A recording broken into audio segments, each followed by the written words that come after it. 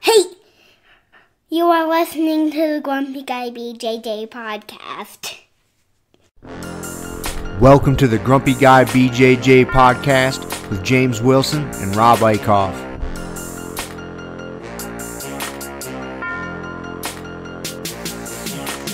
Semi-seconds in automatic minutes, finishing diminish the position that was given risen.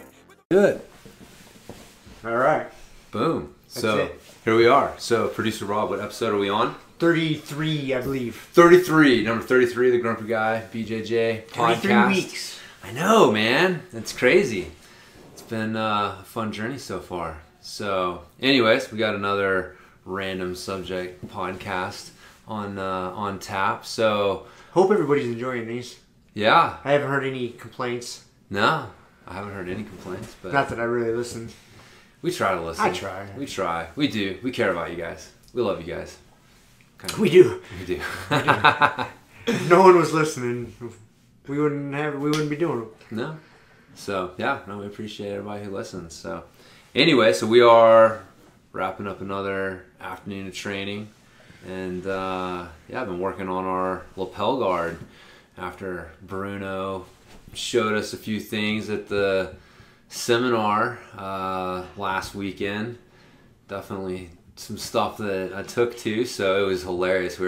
I'm drilling lapel guard stuff, and you're drilling lapel guard get the fuck out stuff. Anti-lapel guard all day. Stuff. And then when we wrestled, we never really got there, like once. A little bit. A little bit. Yeah, I was. And before you even got anywhere near set up, I was like, I'm getting the fuck out. I just out of there. dove. I know, man. Yeah, it didn't work. So, but anyways, That was my anti-lapel guard technique at that time. It was fucking it was dive, funny, man. dive for the pass. Yeah, it is. It's a good thing once you figure out how to use that thing effectively. So I would agree with that. It's fucking annoying. yeah. I mean, if you're gonna have a gi, may as well use it. You know, like I said, like my theory is if my opponent is gonna use it to help cross-face me and choke me out, then I'm gonna use it to keep them from passing my guard. So, well, if I can. But anyways, it's good because it gives you another dimension to make people think about stuff. I was mentioning before the podcast, it's like right now I feel like lapel guard, closed guard, single leg X, just trying to like go for one of those three things and going for one thing, people defend, they open up another. And you start to understand what people told you when you first started about like, looking, not getting stubborn, looking for other things, changing the fight. And that's something you talk about all the time is like, man, if something's not working in this direction, like change the fight. And so, yeah, you reach that point though where you can change the fight. Like you understand jiu-jitsu enough to be able to like, oh, look at this other fight over here. Let's go fight that fight. When you first start, it's just like, It's just chaos. So much noise everywhere. It takes quite a while to get to the point to where you can consciously change the fight, where you realize you're losing one fight, but you haven't lost it enough to like where you're getting caught. Yeah. So then you can kind of like, okay, I'm semi-safe here. As long as I can slow his progress here and change the fight over here, then maybe I can start leading the dance instead of following. Yeah. But dude, that takes a long time. It You does. really got to start. You have to have a good understanding of so many different, lot of different things, man. principles. So many different There's things. so many different principles that are going on in those when we're talking about changing the fights or.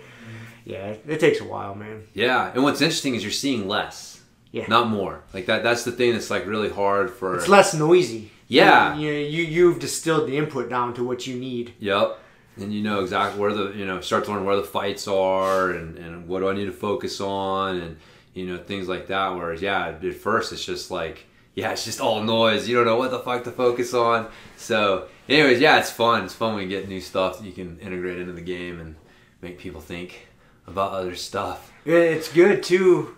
It's really fun, I should say, is like say even if you don't know 100% what your opponent's doing, but as long as you got your little checklist of okay, where are all my limbs? I got everything pretty safe, and then you can pay attention to what they're focusing their effort on.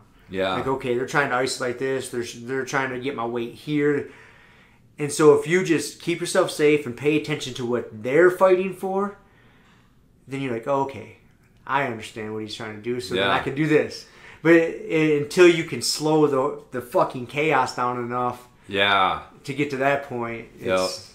Yeah, no, for sure. It's really cool when you get to that point. It is cool. Jiu-jitsu is just one of those things where it just gets cooler as you go. Yeah. I feel like, I mean, I hate to use the word tipping point, but like with anything there's a thing where all of a sudden, like, you really start to see like what is going on, and there's like a tipping point where like your understanding of stuff is different, and yeah, you know, you're gonna reach out with whatever you do, and it's not that like at that point that like you're still so far away from mastering things, but it's like you spend all this time trying to get the groundwork and the structure that you need to be able to understand things to the point that where, okay, all of a sudden things do start to become simplified enough to where you can, you know, see the different fights and change things, and it's not just all like holy shit. But like a big part of that, I think, is building the good defense. Because I mean, if you got a good defense and you're hard to kill, then you have time to think about things. And see opportunities. If you have good defense and you can,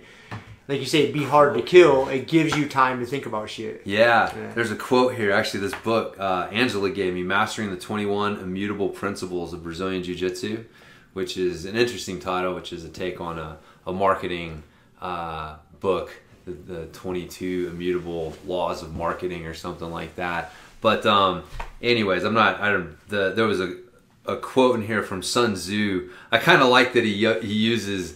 and that's the Art of War guy, for those that aren't familiar. There's a quote in here that to secure ourselves against defeat lies in our own hands, but the opportunity of defeating the enemy is provided by the enemy himself. It's like, dude, that's jiu-jitsu, like right there. It's like, man, like you being hard to kill, like if you're hard to kill, you're hard, like that's on you. Like if your defense is solid, like your ability to make sure that you don't get tapped out, like that's you.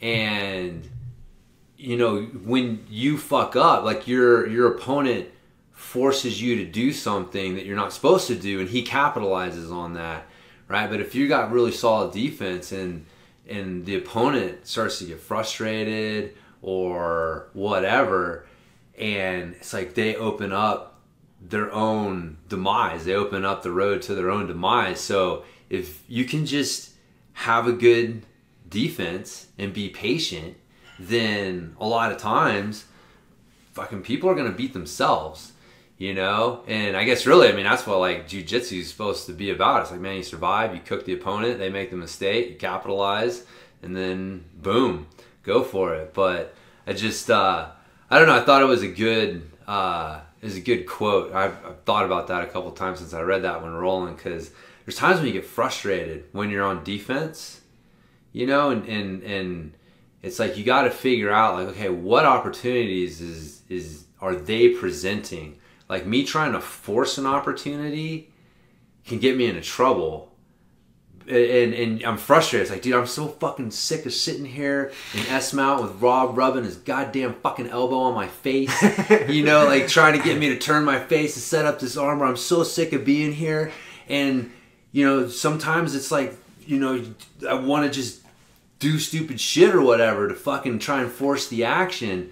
And so I just got, no, man, no, he can't get it. He knows he can't fucking go for it yet. And that's why he's digging this fucking elbow into my face, because he knows he can't go for it yet. So he's trying to make me do something stupid. So I just got to be patient and wait for him he's going to provide his own opportunity, my own opportunity.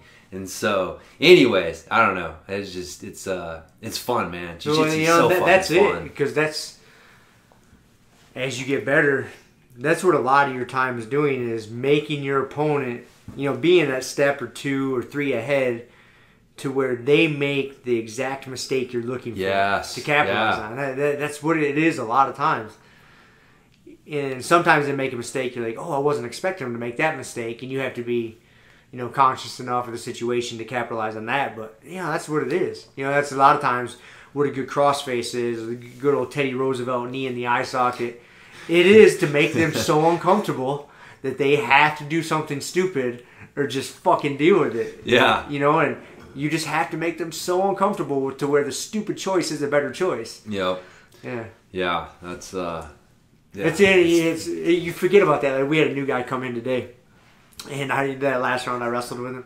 New white belt, the dude. He's got some martial arts experience, but not any wrestling or jiu-jitsu really. And I got on top, and I was doing like a super light knee on belly.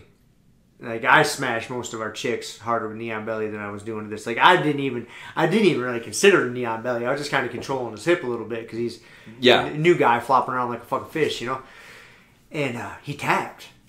I was like, whoa. I was like, you all right? Because I didn't even have nothing. I might have had my hand in his collar, but I wasn't even putting my forearm on his neck or nothing. Yeah. I was just controlling the just situation. kind of controlling him. Yeah, and he tapped. I was like, you all right, man? Like, I kind of got weird. I was like, oh, fuck, dude, what's up? He's like, oh, I think I drank too much water. I was like, no, it's just knee on belly. It's just knee on belly. And I didn't tell him that. Like, I wasn't putting any heat on it. Yeah. I wasn't trying to, like, man, if I would have really put some heat on it, fucking poor guy would have shit his pants.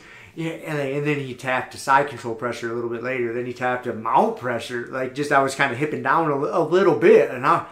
So finally, I had to stop putting like top pressure on him so he quit fucking tapping so I could do some stuff. You forget, people aren't used to that pressure, and that super, like, I'm out of breath, I'm tired, and holy fuck, why does this person feel so heavy on me? Just want out of here. Yeah, like, you forget until you come across somebody so new like that. Yeah.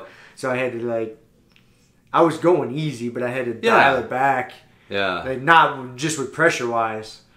Like, I wasn't trying to put any pressure on him just because it was freaking him out. Yeah. Like, he had never experienced Right, yeah, like and you don't know what to do, man. Because he's my size, maybe a little bit stouter, just maybe a little heavier. And so he's not expecting to feel that smush. Right, yeah. It's a scary feeling. Dude, pressure's that's such a you skill. Forget. Yeah. Yeah, but you forget for sure. I know it's funny, my buddy Pete, when he came in, I think first one or two times he was rolling Kevin, and he tapped to side control pressure. And again, like, I don't even think Kevin was even trying to do it. It was just, you forget, man. It's like Kevin's fucking side control pressure sucks. 30% of his side control pressure will make a normal man like wonder, like, Jesus Christ, how do I get out of here? Oh, I can tap? Okay. That sounds like a good idea right about now. But yeah, you forget. You can't. That was fun. We were like talking with the lapel guard, and I was like, it's like, man, as long as I'm willing to eat whatever you're willing to throw at me, and I keep that grip, I can re-guard if I can get to my knees. And, and that's really what it boils down to. Eventually you get, like, that's the game. Like, man, can you eat that fucking crossface? Like, sometimes you just have to eat it. And you got to know that, like, as bad as that is, that's not the fight. And if you lose the fight that they're trying to distract you from, things are getting 10 times worse. They're going to get way worse. 10 times worse. But in that moment, man, you're just like... It seems like the option. Yeah. So, I can relieve the pressure in this exact moment if I just, let go of this grip, or I just, stop fighting or whatever it is. And it's like, dude, then it's worse. And what makes it worse with that is usually you're fucking, like, giving a little oomph, you're like, trying to go. So then you're in a worse position, more out of breath. Yes. And you're like, God damn it. Yes, yeah. Like, it even makes it, like, compounds the worsity of the situation. The worsity. So, that's a new one. But man, it takes so long to like that mental toughness. I mean, part of it, man, that's a tough one. Like, it does kind of get to like genetics versus like learn. Like, for me, like, running track, that's the thing. Like, I ran middle distance, like the half mile, which, if that's 2 sprints, balls of the wall sprints around the track. I mean, dude, it is such a mental grind. You are just lactic as all get out for the last. It's who can suffer the most. Dude, it is. Yeah. Who can suffer the most. And if you can get to that end, and this is what I loved about it, was like if I could get to that last straightaway, then it comes down to fucking heart. It is. It's like who can suffer the most and who has the most heart. Because then it's just the fucking sprint to the finish, and you find out some shit about people. And I love that. Like that was my thing. But you know, so like I don't know, man, like genetically kind of predisposition for that. You know, I did it in track. Mountain biking's that way a little bit. There's definitely kind of a suffer. You know, when you're on a climb and you can't downshift anymore, it's just like, dude, you just got to fucking grind your face off. So coming to jiu-jitsu, you know, it's a different thing. And obviously it took me a while, but like to me, it's just a different application of the same shit. It's like, it is a little bit of like, all right, you know, I don't like to do it all the time, but it's like, dude, there's times when you just gotta fucking eat shit. I'm willing to suffer here. Yeah, I'm willing to suffer here and fucking do it. But yeah, then you realize like it's kind of a learned thing / genetic thing. I mean, I definitely think some people kind of have it naturally but you can learn it, but I don't know. It's a little of both. Part of it though being learned is knowing that the positions that it's just uncomfortable, but you're not in really any danger. Yeah. To where it really sucks, but nothing's gonna get permanently fucking maimed. Right. So then you're just like, well, I'm just gonna tough this out. Yeah. You know, and that just comes from. But that just comes from experience. Yeah. You know, from cross, because most of the time in a cross face, depending on where the cross face and on your face, it's just a pressure that's super uncomfortable, and you can get through it. You know, as long as you know, because there's times to where like your lip gets folded up over your tooth or something crazy, and they're cross facing, and you can feel your tooth just cutting into your lip. You're like, dude, I'm gonna have a cut. The inside of my lip is gonna be so fucking tore up after today. Well, fuck it, it's cut now, so you just stay there and deal with it. But how many times do you go home and like your bottom lip's all cut up? You know, yeah, dude. I know it's fun. But you know, it's not. There's no like permanent. It's not like getting your arm broken, an arm bar. Yeah. You're like, I'll tough this out. Yeah. Yeah. Give me your ear crunch. Like Cameron had me in side control today, and my one ear that's more fucked up than the other one was folded up and just getting mashed.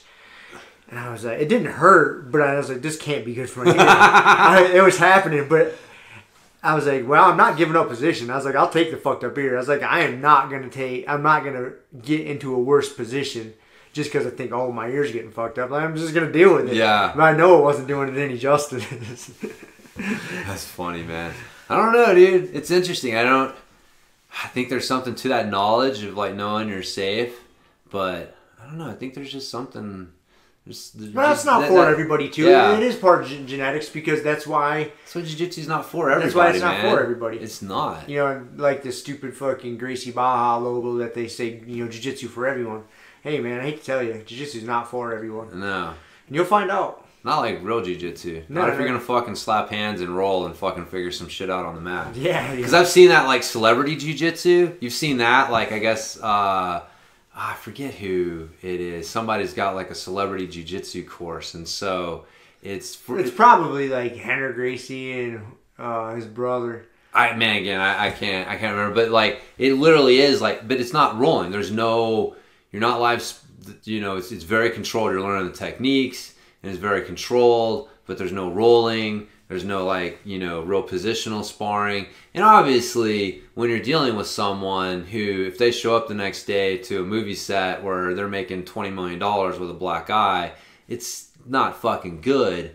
But, you know, I don't know. To me, that kind of, that's like fitness kickboxing. That's like Taibo. Yep. In a little way. It's like, man, you're not really teaching these people jiu-jitsu. You're not really doing jiu-jitsu. It's not really jiu-jitsu. You totally can understand why they would do that, because if you get some famous rich person who wants to learn totally understand it. But it is, I think, your analogy of it being like a Taibo as opposed to Bang Muay Thai. Yeah. That's what you're looking at. Yeah. You're looking at Billy Blank's Taibo. Yeah, it's going to get you in shape, and you're kind of learning to punch and kick. Yeah. But to put it in a real situation, right? Where if you're learning Bang Muay Thai, you're going to be able to fuck some people up. Right. To where if you were learning Taibo and think you're going to go get in a fight on the street. And part of the reason is because you're fucking sparring if you're doing Bang Muay Thai. Like, you're actually, like, going to try this out on people, and that's the thing with jiu-jitsu, you know. So I think we've talked about this before, like,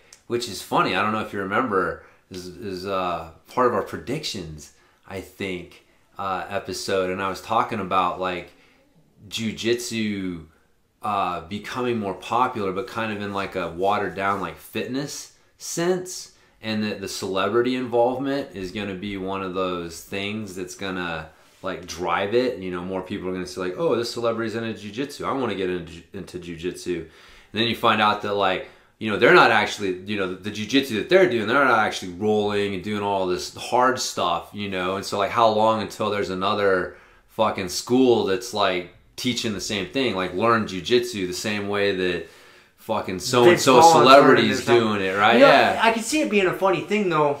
I think most jiu-jitsu schools are pretty cool to where it wouldn't be an issue, but I could definitely see, like, if you're a famous person and you walk in as just you're traveling, you're on vacation, and you walk into a strange school and slap hands with somebody, I mean, it's very likely that that person's going to be like, oh, this is a famous person. Take this dude's lunch. I'm going to fuck this dude up. Yeah. Even if you're only a white belt or a blue belt. You know, that happens for us higher rank guys all the time. Like, you walk into a visiting school as a purple, brown, or black, guess what? Those dudes are coming after you. But it's just part of the culture. It's part of the culture. It's part of the culture. Expected. So, I mean, and if you're like Vince Vaughn, I think is a celebrity that does jiu-jitsu. And I can see he's a big dude.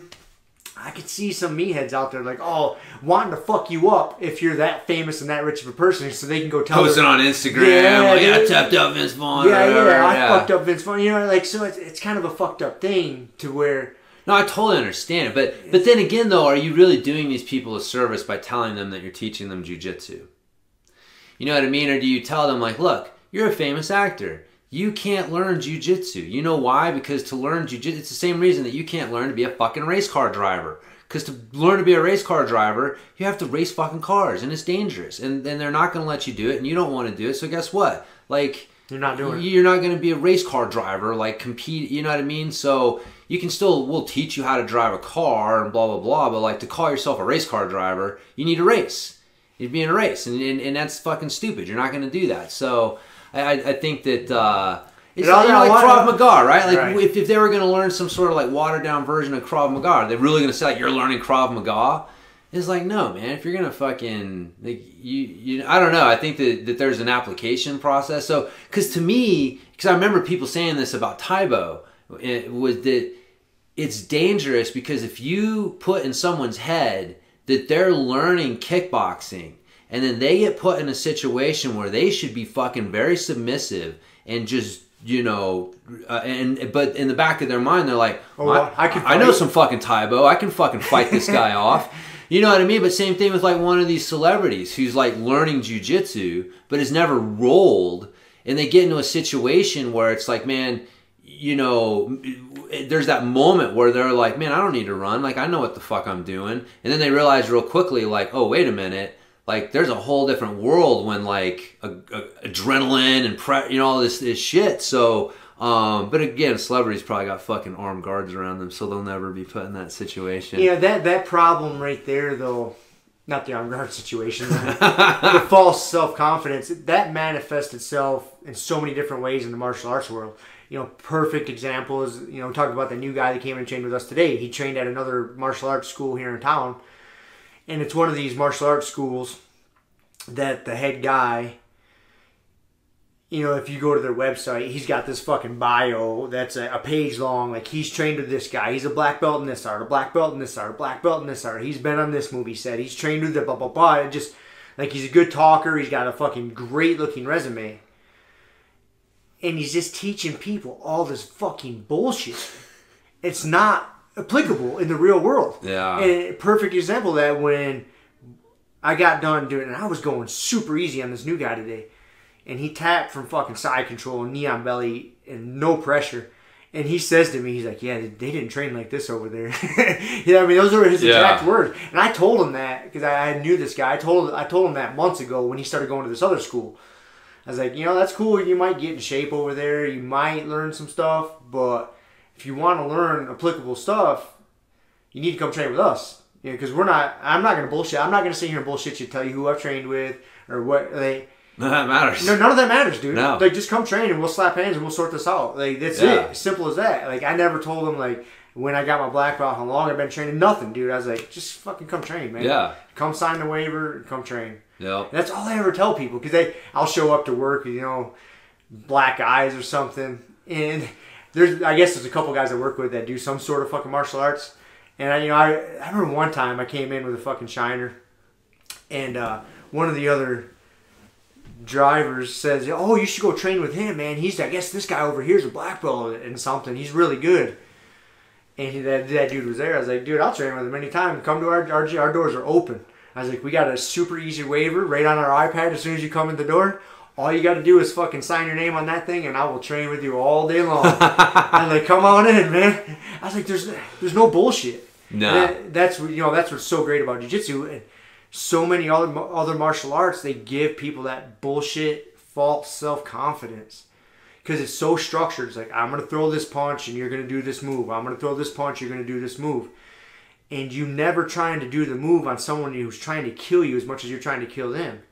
That's the great thing about jiu-jitsu. But on that note, like I've said before on here, and I tell it to people all the time, your best fucking self-defense is keep yourself in good shape and run. Run. Situational awareness and fucking run. Fucking run. Yeah. If someone breaks into your house, you can't run. You have to protect your family. Different situation. Hopefully you have a gun. If not, fuck that dude up. Yeah. Simple. But if there's very, very, very few reasons to where out on the street or in a public setting to where you couldn't get yourself out of that situation just by fucking running. Yeah. Get situational awareness. You see shit's going sideways. You tell your wife, your kids, like, you guys get the fuck over here. Start walking towards the car. We got to get out of here. You make sure they're getting out of the area safe. You got yourself safe. Fucking get out of there, man. Get out of there, yeah. Very few situations for us normal people in the real world that where you, if you're putting yourself into situations where you have to get in a physical confrontation, you're making way bad choices. Yeah. You're making super bad life choices. Yeah. And learning jiu-jitsu should be way down your fucking priority list. Yep. Like fixing your life to where you're not in those situations anymore. Well, learning jiu-jitsu would probably help you out with that. I mean, because that's the would. funny thing. It definitely would. That's the ironic thing to me is like, as you get higher up the food chain in some of these fake martial arts, the more arrogant people get. Yep. The more higher up the food chain you get in jiu-jitsu, like, just kind of the humbler and realer people get. What's that? Dude, it crushes your self-confidence. Because it goes, but I guess that applies to so many things in life.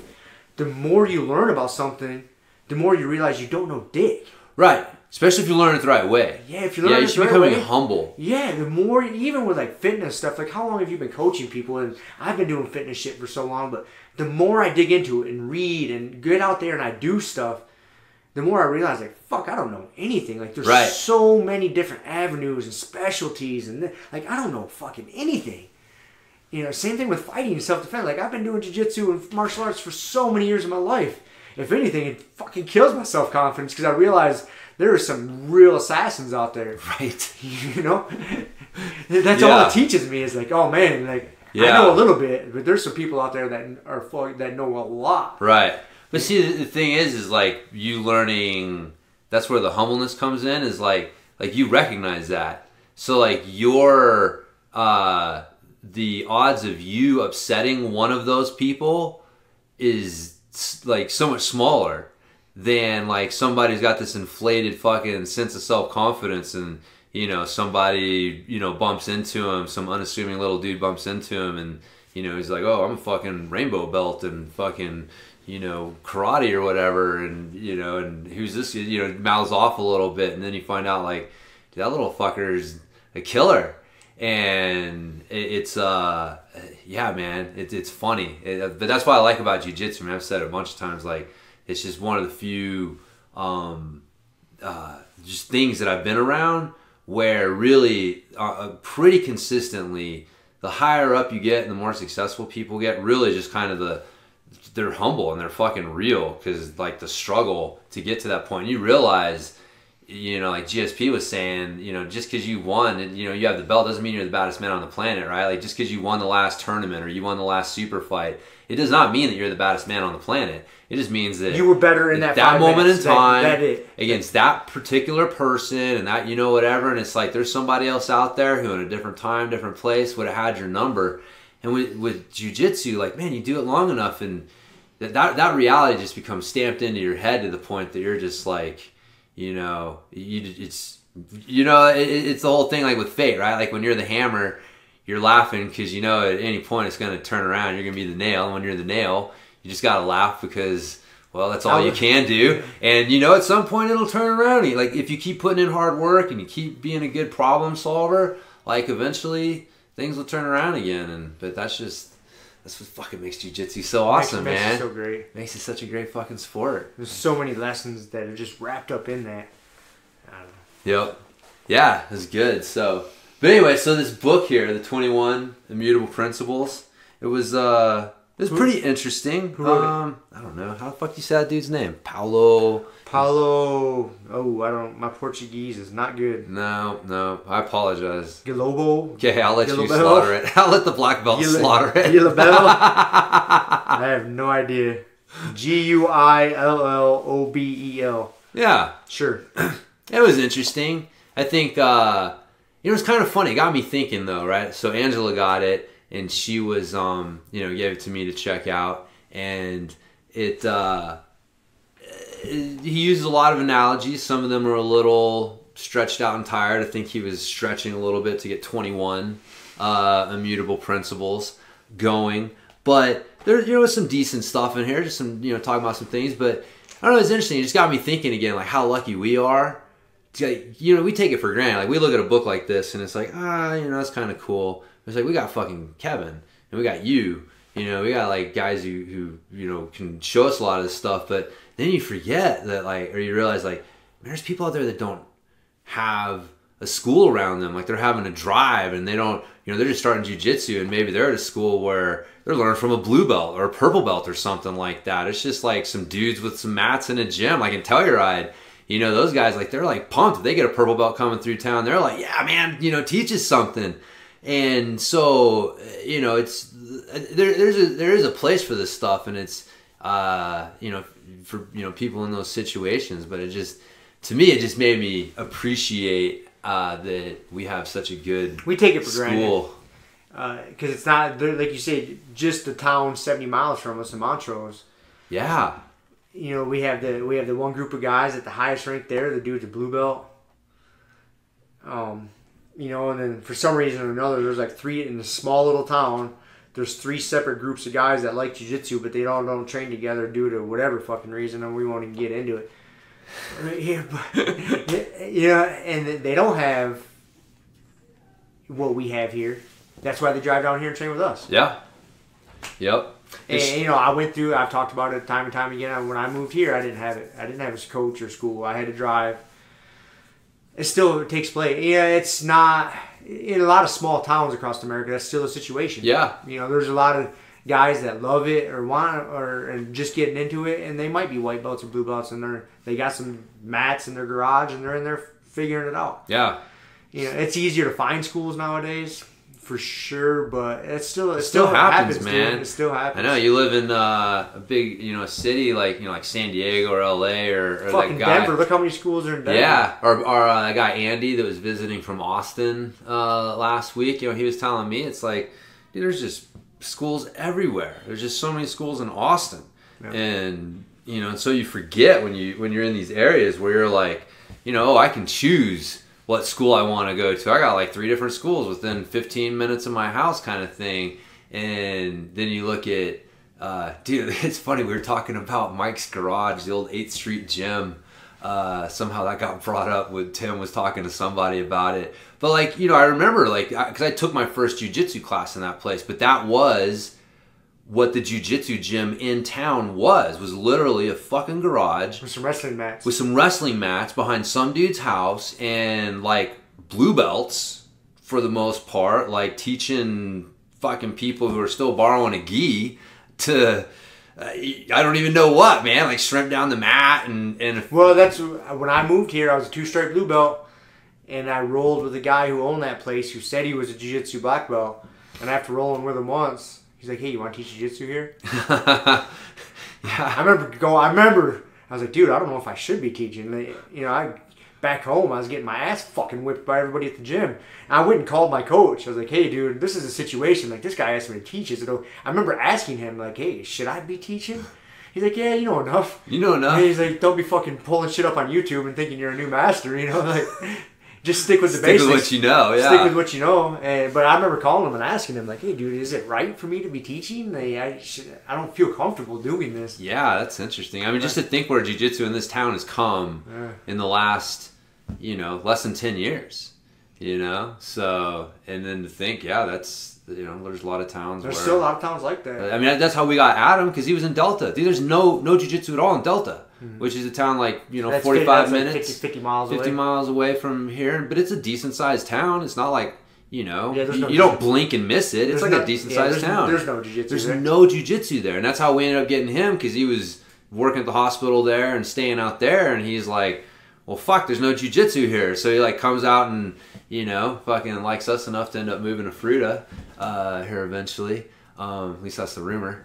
But I'm gonna lapel guard the shit out of him. If you're listening, Adam, better work on your fucking anti-lapel guard shit. But yeah, man, it's we're lucky, and if you're living in a spot, listening to this where you're not as fortunate, like, if you're, well, for you, we are super lucky, man. We talk a lot of shit about Kevin, dude, but we love the guy. Oh yeah, and what he came here and built for us, man. I can't thank him enough. You know what I mean? Like it's we got a special fucking place. And if you don't have that wherever you're at, man, just stay the course, dude. Drive, find a place that you could. It'd be pretty hard nowadays to find a place that's like you couldn't find some jiu-jitsu schools within like a 4-hour drive.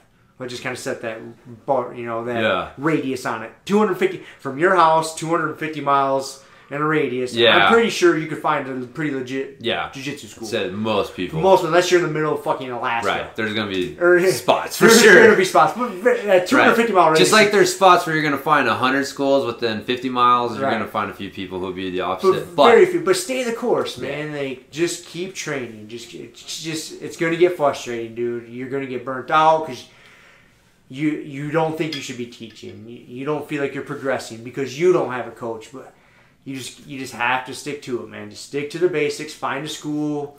Talk to an instructor. Drive up there once a month. And if that gets too expensive, like, talk to some of the guys that you're teaching and get them on board with you. That way you can split gas, split the hotel. And that cuts the... if you just get one guy to go with you, that cuts the cost in half. You're splitting the gas on the way there. You're splitting the hotel once you get there for the weekend. And just do it one weekend a month or something. Just stay the fucking course. You'll find it. And then it'll grow. Yeah. If you just got to stick to it. If you really love it, I mean. Yeah.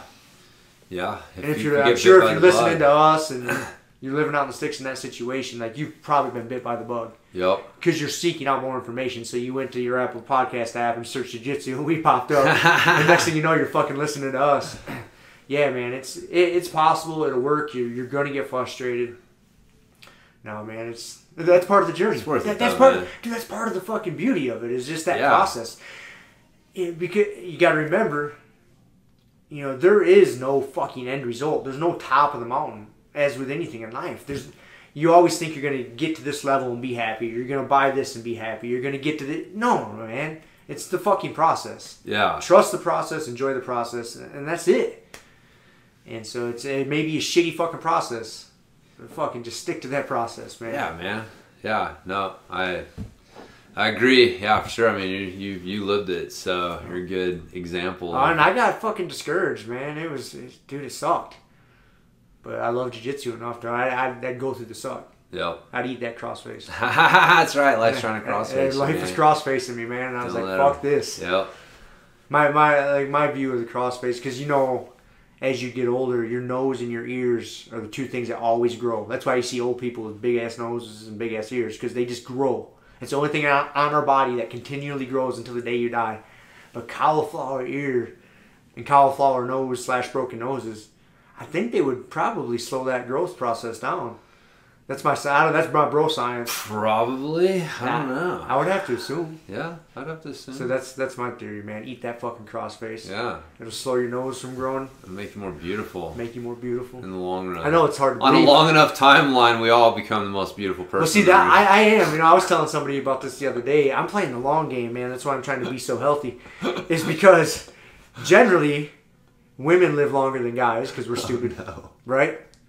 And so I'm playing the long game. I'm hoping, you know, I'm going to get to be like 90 in the old folks' home, and I'm going to be like the one... Like, banking the 70-year-olds. Yeah, I'm going to be banging all the old 60 and 70-year-olds, man, because there's only going to be like 3 guys and like 50 old chicks in there. So I'm playing the long game, man. That's your version of retirement. That's my version of retirement. You're working now for the golden years. The old folks' home pimp just fucking balling out of control. Huh, I don't know about that. Let's see. I've worked in some nursing homes. It's an admirable goal, I think. Yeah, I guess so. I don't know. Maybe. Maybe, dude. Maybe. I don't know, man. Anyways. I've been a fucking nurse's assistant in the nursing home, so that was yeah, interesting job. Those places, whenever I have to deliver to them, it fucks up the rest of my day. Like when you deliver to a high end one, you know, to it's pretty goddamn expensive. Yeah. They're not so bad. Yeah. But you go into like these state-run ones. Yeah. Oh, it just smells of death. Yeah. Dude, it's terrible. I It know. fucks up my whole day, man. Whenever I have to deliver to one of those things, I get back in my truck and I just like, that's where I'm going to end up. Fuck, dude. This is so... Like, what am I doing this for? This is where I'm going to end up. Fuck. No, I don't... I will say, like, I think that's not... I know. You hope not. You hope not. My goal is to not. I want to, see, like... you procreated. You got kids that are going to wipe your ass and take care of you. No. Not me, man. I didn't pop out any kids. You know, I got to tell you, statistics show that by the time they get to the point of wiping your ass, you're in the nursing home. That's where they have that talk with you. That is it. Like, actually, statistically speaking, this is why, like, maintaining your mobility and your strength and stuff like that as you get older is so important, because when you lose the ability to squat and you can't get up and down off the toilet That's what yourself, puts you in assisted living. that is, statistically speaking, like, that is the point where the kids are drawing the line. Like, all right, man, when it's coming to this point, we got to get you in a nursing home. So, well, and just think about what you said right there. And I think we've said this before. But yeah, when you get to a point into your life to where getting up out of your chair or getting up off the toilet is a max effort squat. And you just... It's 110% effort squat. Right. You literally can't do it anymore. You literally can't do it anymore. Unassisted. You let yourself get to such a place of dysfunction that where now you have to rely on other human beings to take care of you. And the simple act of just getting up out of a chair. And I was speaking of that, I was delivered to an old folks home, and I saw an advertisement for this lazy boy that has like a dump truck feature on it. Yeah, it raises up to just dump you out. You hit the button and just dumps you out, and I was like, holy fuck. They can hit the ground in a shuffle. Yeah. So crazy. I didn't know something like that existed. Use that forward momentum. Yeah, they got the dump truck feature on the goddamn lazy boy. Oh, that's been around for a while, bud. That's crazy, dude. Yeah. Yeah, that's been around for a while. Yeah, the irony of that is that they're sitting in a lazy boy.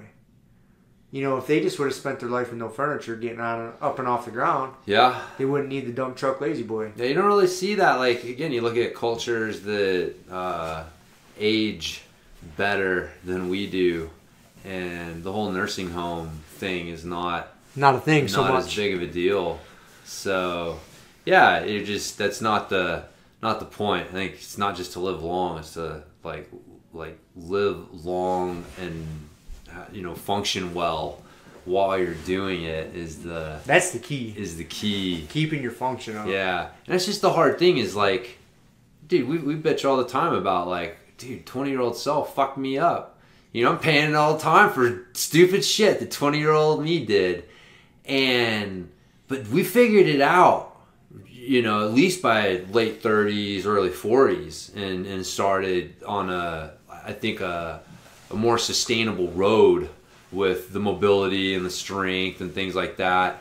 But dude, you get like that's the problem with most people is like they don't figure that out until they're so far 50, behind. 60, so far down the road. Yeah, they're in such a deep rut that it's damn near impossible for them to get out.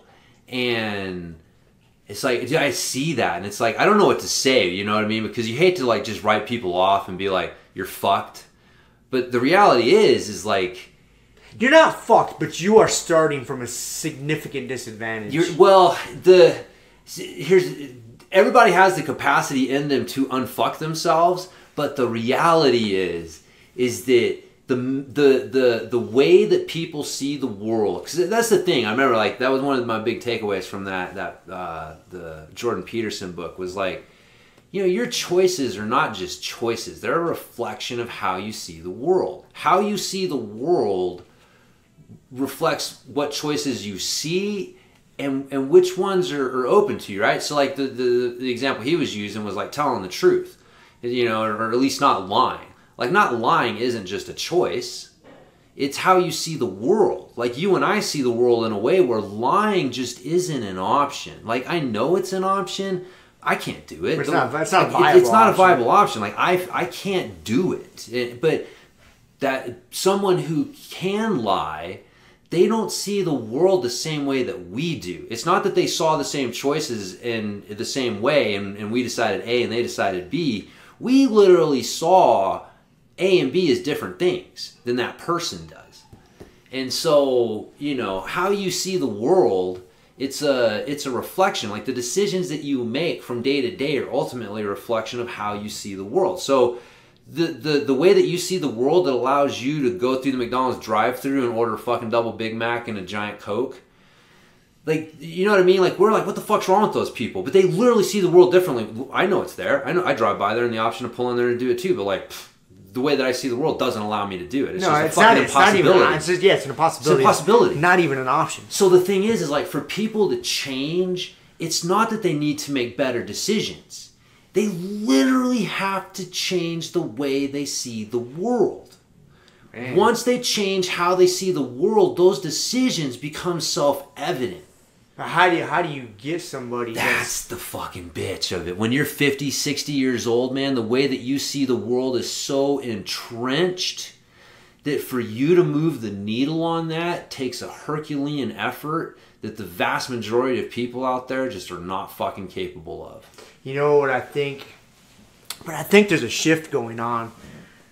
And, people are becoming more conscious and more healthy.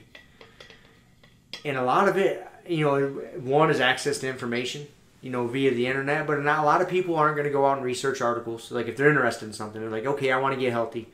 Where do I start? They're not going to type on, get on PubMed or whatever and figure it out. But podcasts, because they're an easy way to digest information. And you can do it while you're doing other shit. Like if you have to clean your house, man, put on a fucking podcast. Fire up your speaker, fire up your phone, put on something that's going to teach you something. And man, I think there's a lot of people that are starting to realize that, like the older generation, the 50, 60, I don't know anybody really north of 60 much, so I can't speak for that, but 50 and 60 year olds that aren't healthy, but they're seeing it and they're getting indoctrinated into that culture of healthy choices. That's what you're saying. Information is helping them change how they see the world. Yeah. Like how they saw the world in the 40s and 50s and all that shit is not how we see the world today. Not the only way you need to see the world. There's a different way to live. Yeah. It's not. You shouldn't just accept the fact that, oh, my body hurts more. You get to this age, right? Yeah, people just accept that. They just accept it, like, oh, it sucks getting around. And I joke around about it. I'm like, I'm fucking sore. I'm fucking 40. Well, we said one of my excuses. Well, little Z walked in the door from outside. He's 5 years old. And he's like, oh, we asked him, what'd you do at jiu-jitsu today? I worked on army crawling. And he just dives down on the wood kitchen floor and starts army crawling across the floor.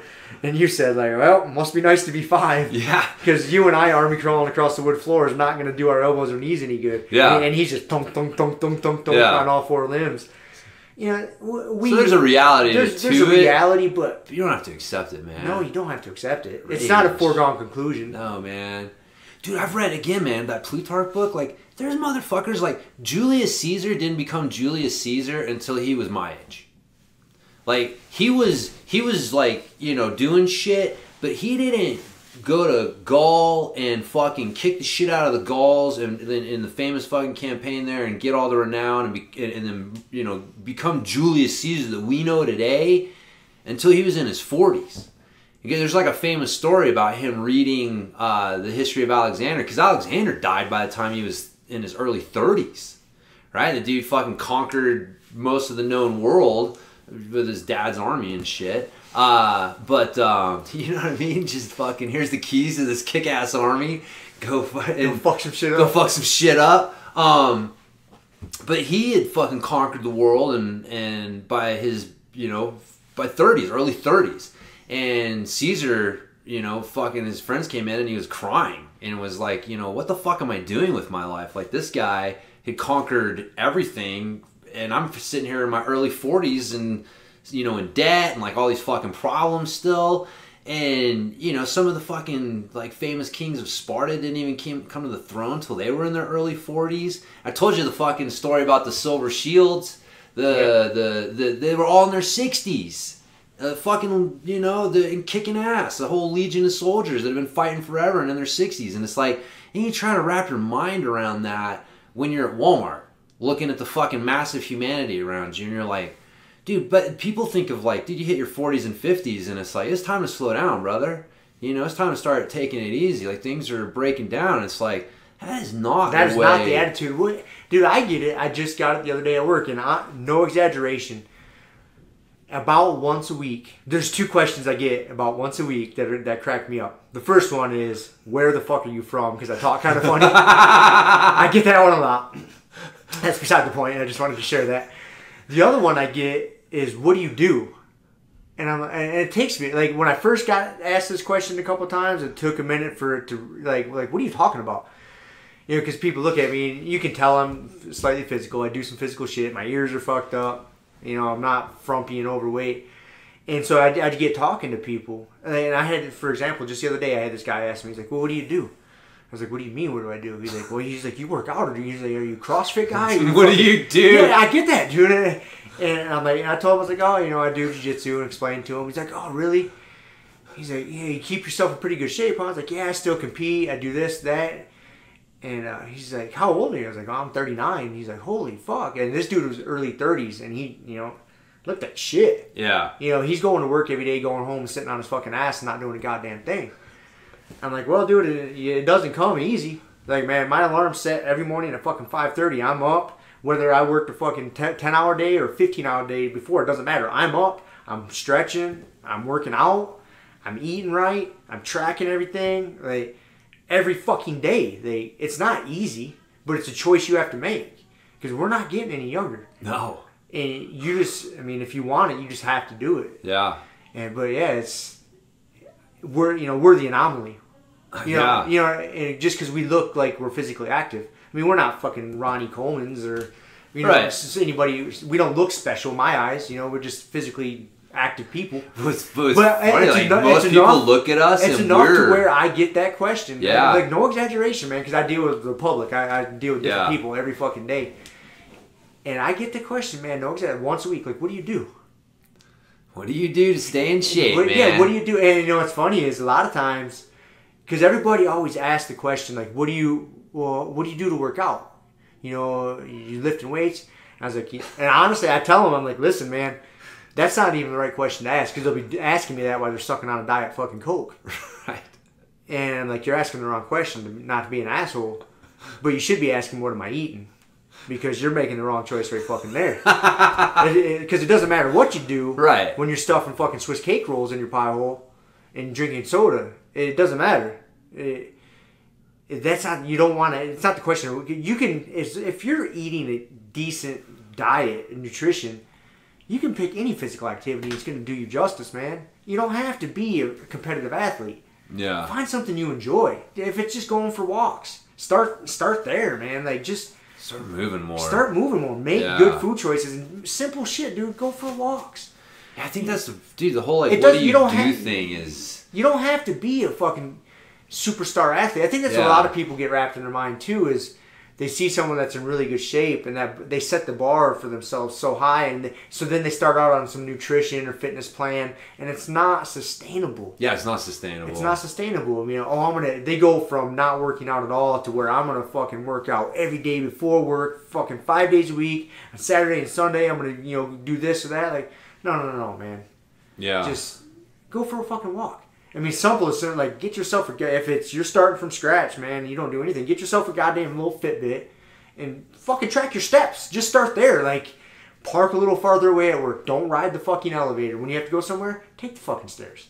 You know, don't take the easy route out. Like, make yourself slightly uncomfortable in those daily choices. When you go to the grocery store, don't drive around for an extra 2 minutes looking for that extra close spot. Yeah, it's park. Just pull in. Hey, that's the farthest fucking parking spot. Park right the fuck there, man. What, you're going to have to push your shopping cart out that far? That's good. That's fitness for you. Yeah, I don't know, man. It's less likely to get your car dinged out there, too. Yeah, exactly. Yeah, you want to get your car scratched and you get a little more exercise. Yeah. Yeah, you don't have to. You know, it always cracked me up. I worked at the gym here in Fruita, and if you ever drive by there and check, like, they got all these signs, like, this parking lot is for Fruita, you know, rec center. It's not even the Fruita Fitness Center, patrons only.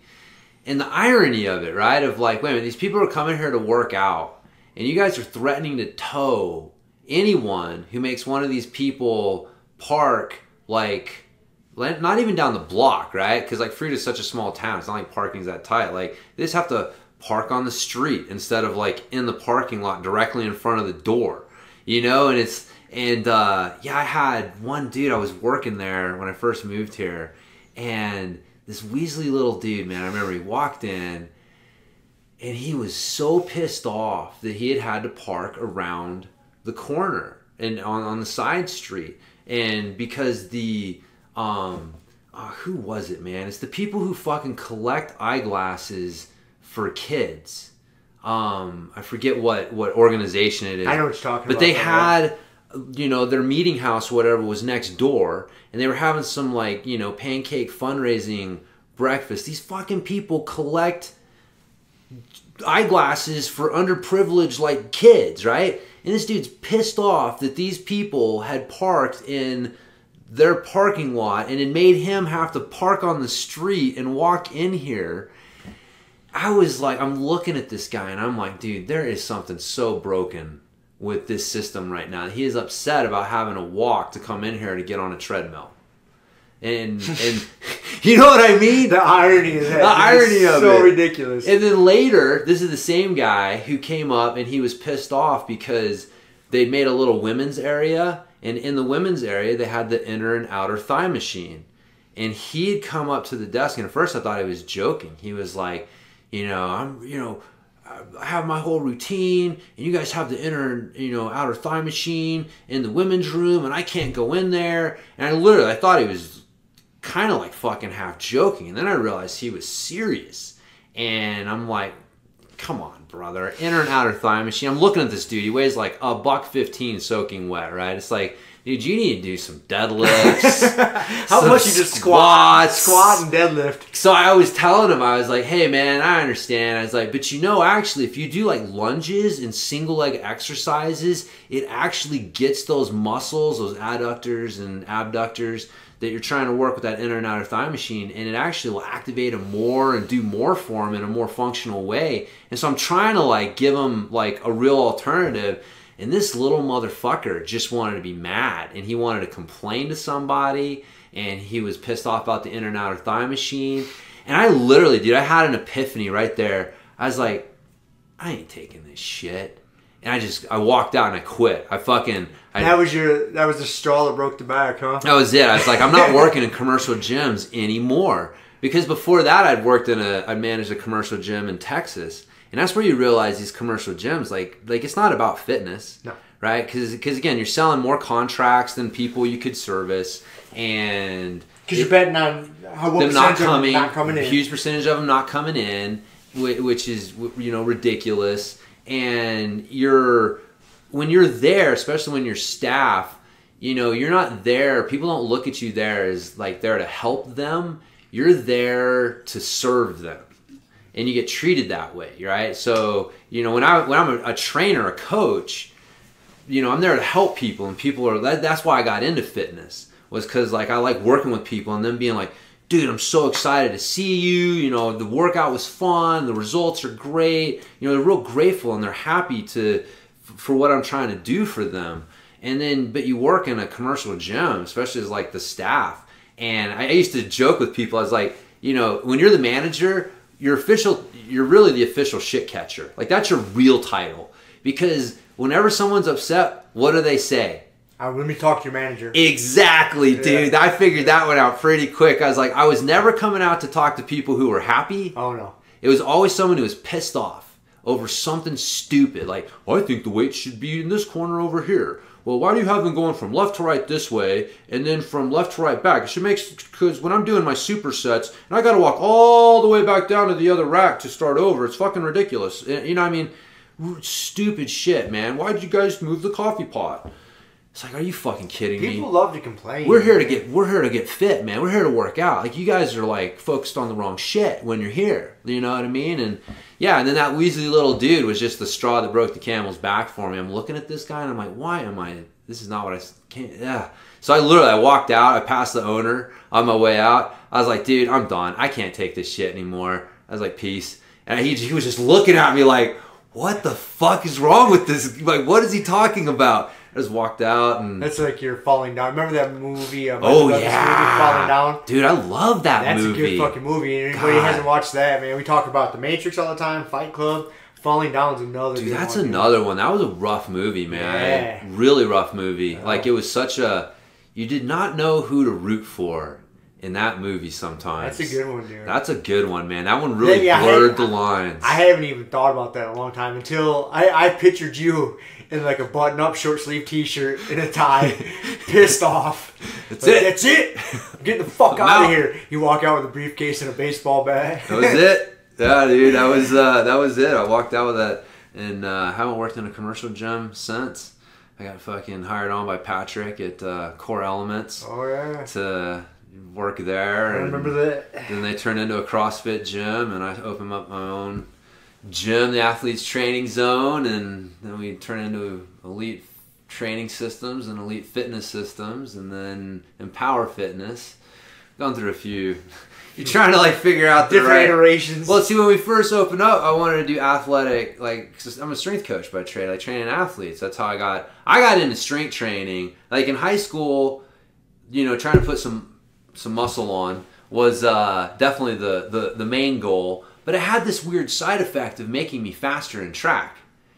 And like that was like my first introduction to like, oh, you can do more than just put on muscle with this shit. Like, I can manipulate my body to actually be faster and stronger and more powerful. And I remember like there was a shift in my mindset when I realized like, you're not a bodybuilder. You're never going to be a fucking body. You're not going to be the, 205 dude with, 5% body fat and, whatever.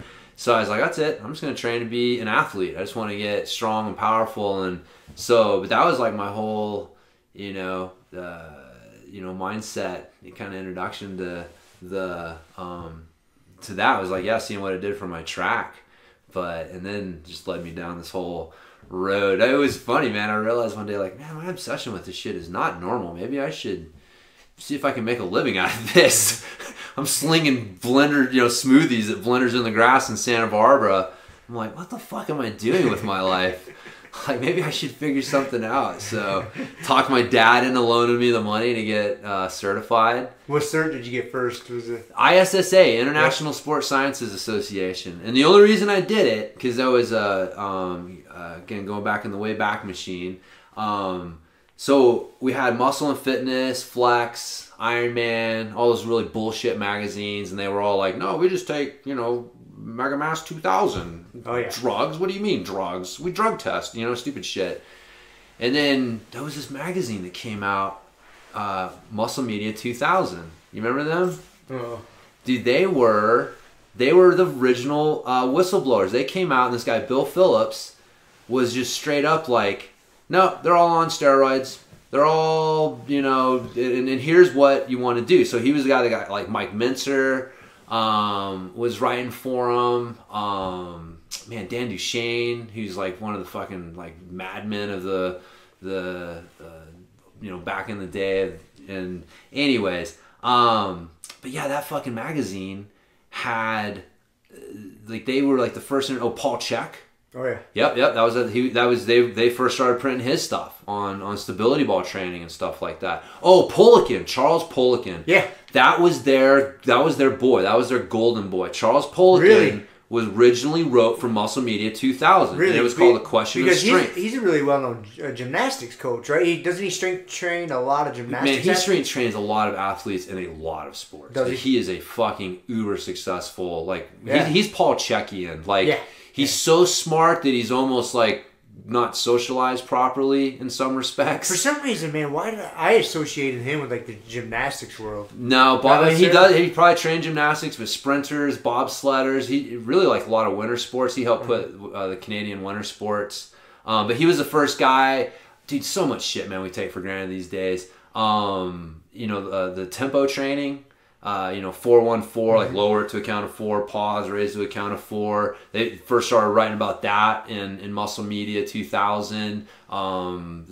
Push, pull, squat, hinge. Ian King first wrote about that shit in Muscle Media 2000. And Muscle Media 2000 turned into testosterone.net. So T-Nation. T-Nation? Yes. So what happened was Bill Phillips. So that was like, man, I started reading that magazine and that was like, it was like, fuck, the heavens parted, and, it's like, whoa, like, holy shit, like, this shit works, and I felt like there was something wrong with me. I'm not eating enough Mega Mass 2000 and taking enough fucking boron, like, what's wrong with me? It's my lack of boron. I'm working out twice a day here, man, fucking A. Why am I not bigger? And here he is saying, like, no, you need to be training, like, 3 times a week, it's about quality of calories, not quantity. They were the ones who introduced creatine. EAS was Muscle Media 2000 supplement line. Okay. And so, yeah, creatine they introduced. So they were like, oh, man, so much of the shit that we take for granted today, you can point back to that magazine.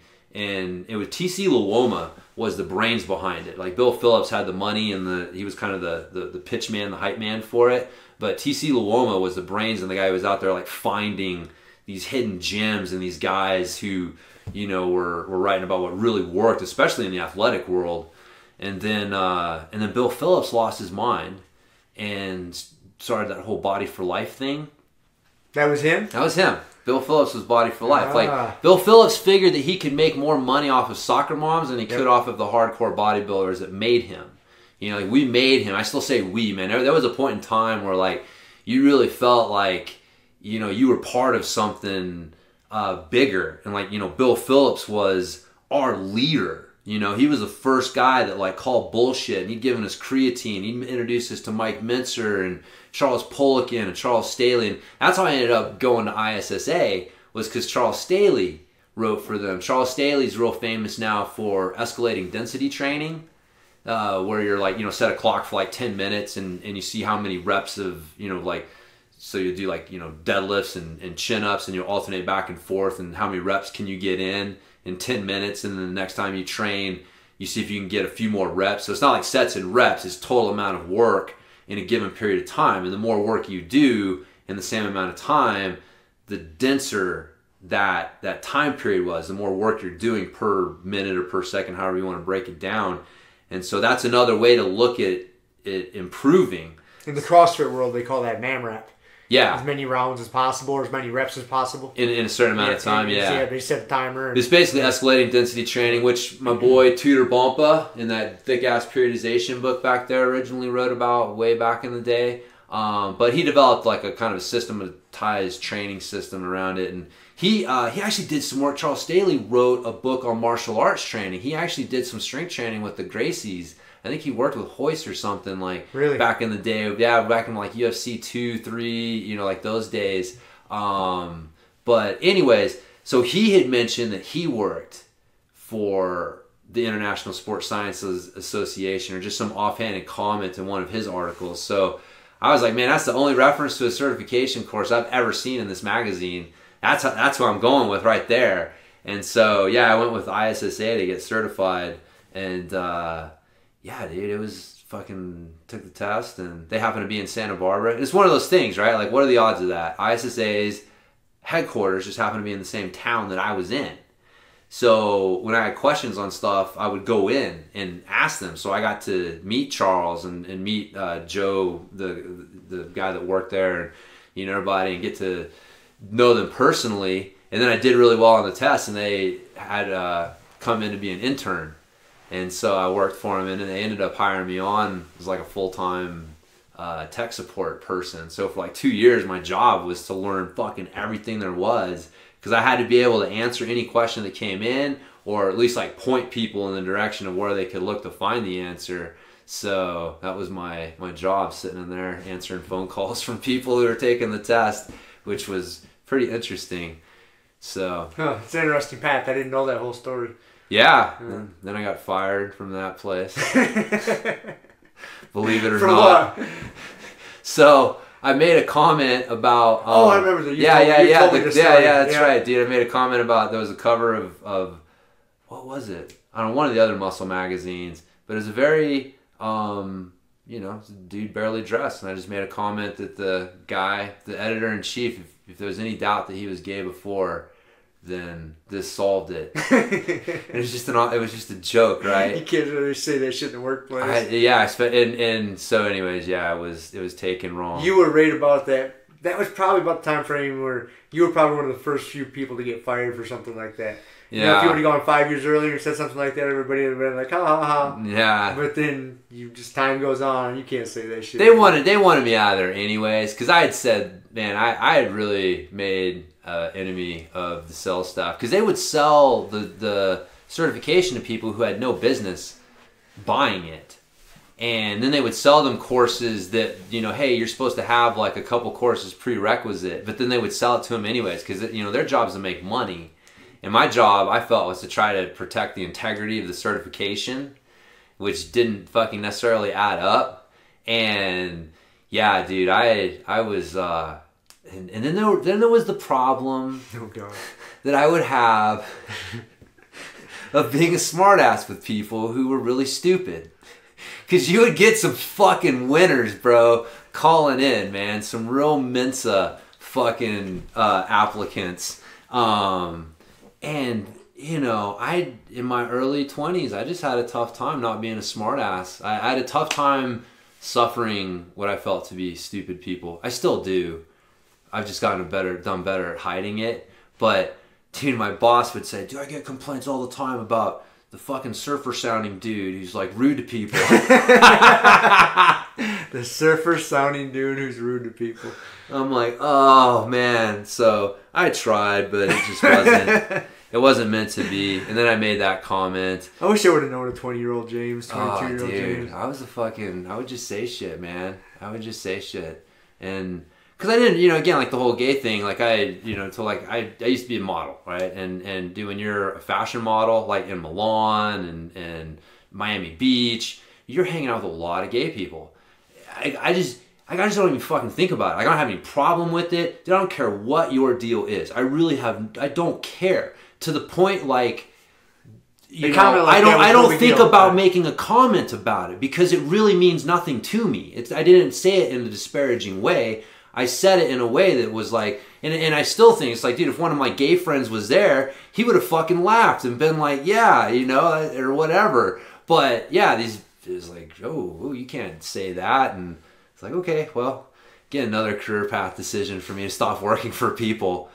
So yeah, I've been fired from a couple, walked out on a couple jobs, been fired from a few.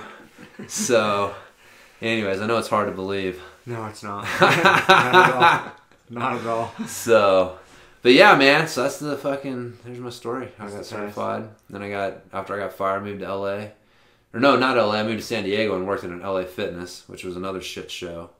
And then I moved to Hawaii and took a break from fitness to mountain bike and do the mountain bike tour and do valet and just anything that would pay the bills. Managed a bike shop for a while. So I've worn a few hats. It's interesting. Yeah. There you go, man. There you go. So I got another question for you. Before you get into that. What do you got?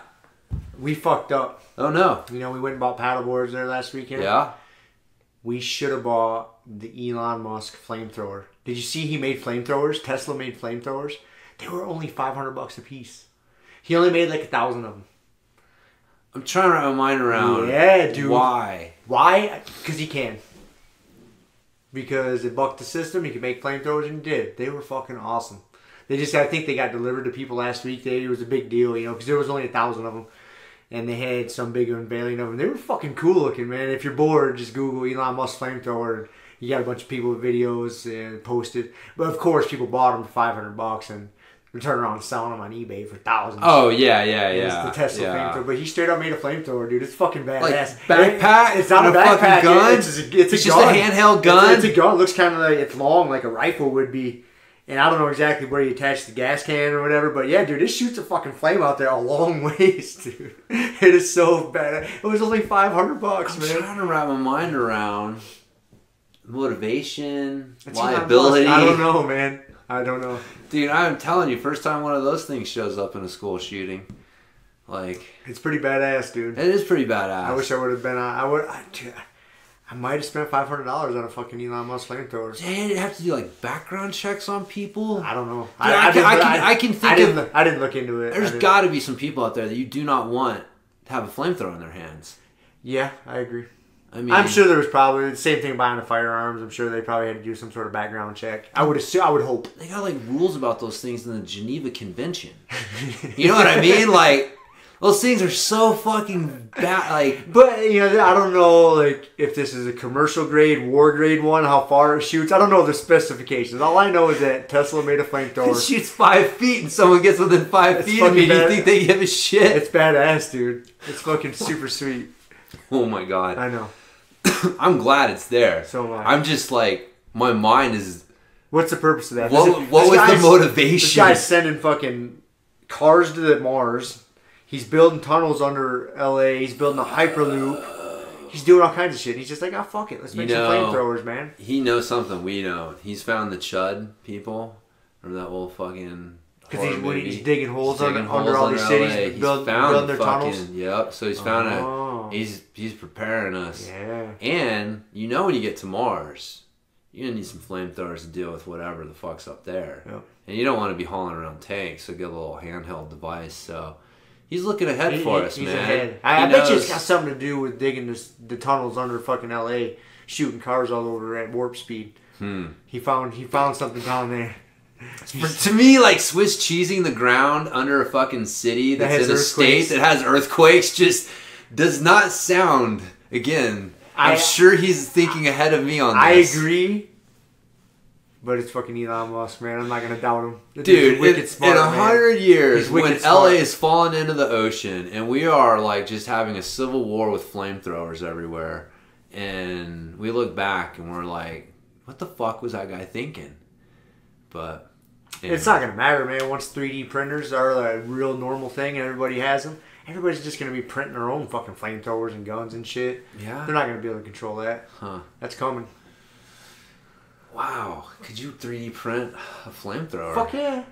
You get the program for it, you still print all the parts.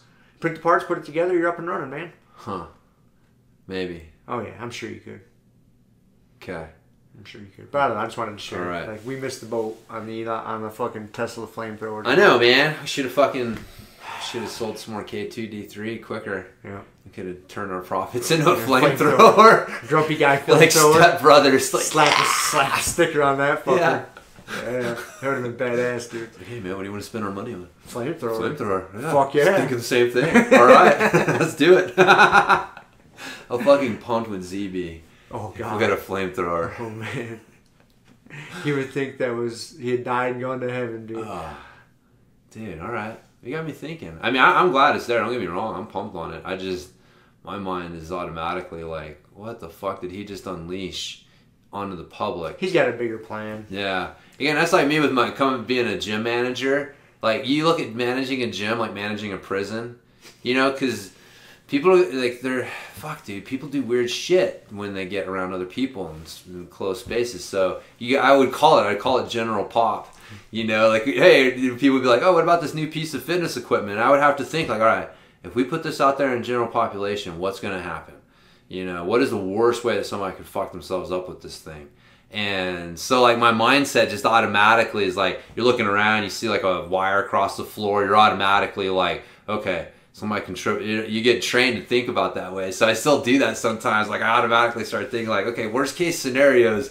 You know what? Wow, there's a lot of worst case scenarios I can imagine with a fucking flamethrower. Yeah, I'm sure that especially as dry as we live in the middle of the desert out here, and as dry as it has been, flamethrower would not have been a wise choice. Dude, it's wild, man. So we went to Telluride on Wednesday. Was it pretty smoky? Well, when we got there in the morning, we hiked up to the top of Bridalveil Falls, which one's just insane. It's so beautiful, man. And people don't realize like how like the history around there.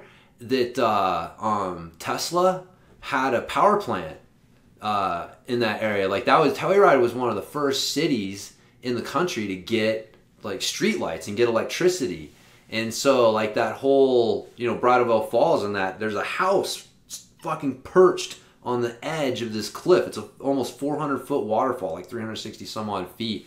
And there's this cliff perched there, and it was like part of a power station that they had made up there to create electricity. And it's this little podunk town in the middle of nowhere, and like at one point you had Nikola Tesla and fucking power plants and shit up there and all this crazy stuff. So where you guys parked to go hike the falls, you went through like you saw that mining company right there, the buildings. Yeah. And they still got a mining company back there. I drive my fucking big truck back there to deliver those guys. Oh, really? Yeah. Yeah, it's crazy, dude. You can see, and then on the way up, there's that abandoned mine shaft that you can go over, and dude, that thing's just creepy. I mean, but your brain is just like, there's this cold wind just coming out of it, and it's flooded, and you can hear water back in the darkness, and it's just, dude, your lizard brain is saying, get the fuck out of here, man. Don't fucking step foot in there. Nothing good. And like, dudes used to go in there and work there, and yeah, it's crazy around there. There's the history of that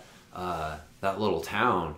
But yeah, we got down. We went back into town to eat, and I thought the windows were like dirty, hazy. Because I'm looking outside and I'm like, man, it is looking hazy out there.